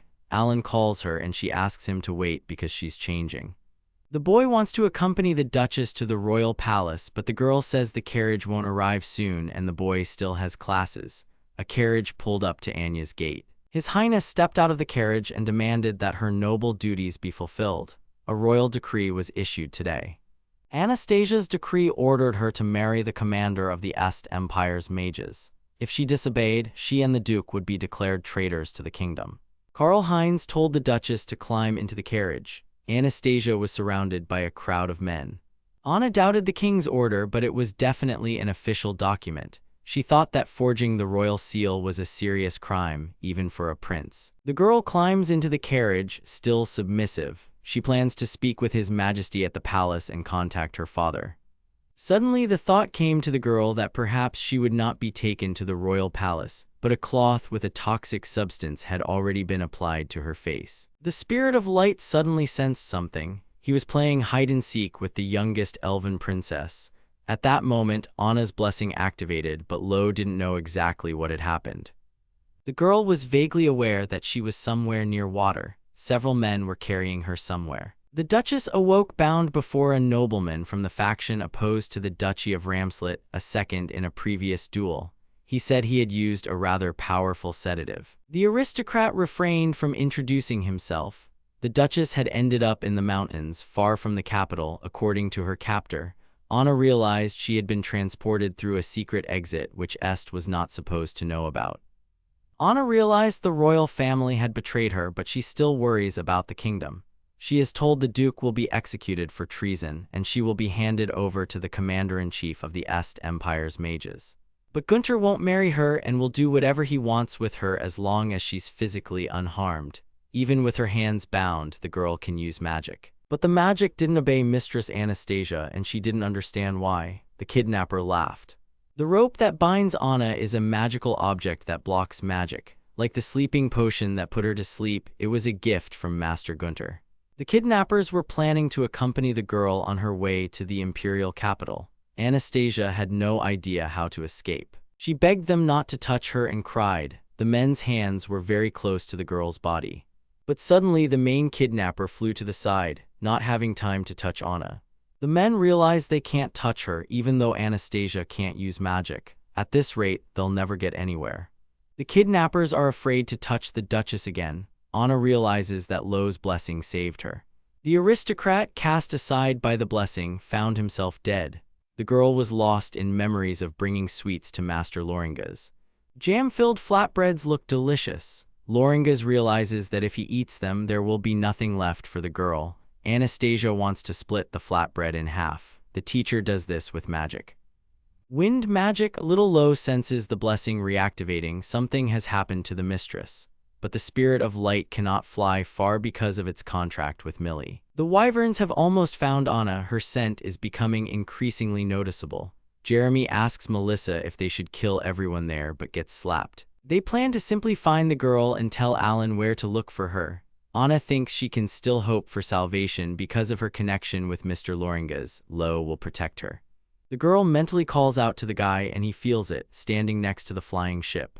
A smoke screen appeared. The people in the camp froze in amazement. Some were thrown back by the shock wave. The leader of them came out of the temporary shelter with a naked girl, demanding to know what the guards were doing since he didn't know about the attack. The man saw Alan's plane in the sky and didn't understand what it was. After turning, the plane began to return. Everyone must return to their posts. The flying ship has landed at the kingdom's walls. Alan reports that he discovered and destroyed an enemy camp containing about 100 people. The village had been captured by the Empire. He clarified whether there were any allies there. The commander asked him to fly from north to south over a specific area and report back if he spotted enemy troops, but he protested that he would destroy them. They brought him some water. The guy was asked why he needed water for transport. Shaitan explained that he freezes it and dumps it. Next time, he'll use moisture from the air. The plane was filled with water and Alan was moving out. He offered to take the commander for a ride. The commander agreed, saying they'd do it after the battle. The kingdom's warriors were discussing their despair. The only option left was to trust Alan. The boy flew calmly. He knew Anna wasn't here. But then he saw an imperial battalion approaching the fortress. They're preparing for a siege. The guy's about to strike. He disables the magical engine and begins his descent. The course is set. He opens the ammunition bay and begins the bombardment. Releases water, creates magical circles around which ice cores form. The next batch is being reset and prepared. These magic circles are a modification of those used in the bandits' hideout. As they fall, the cannonballs draw in air like a jet engine. The compressed air is contained by magic circles. The enemies don't realize what they're hearing. Cannonballs are raining down on them. A wagon carrying logs was attacked and shattered into pieces. The enemy is perplexed. The compressed air in the cannonballs disperses the fragments over a wide area. The cannonballs are easy to control as they transform into bombs in midair. The tank was empty and the adventurer decided to retreat for now. The boy wants to destroy all the battalion's supplies before searching for the next target.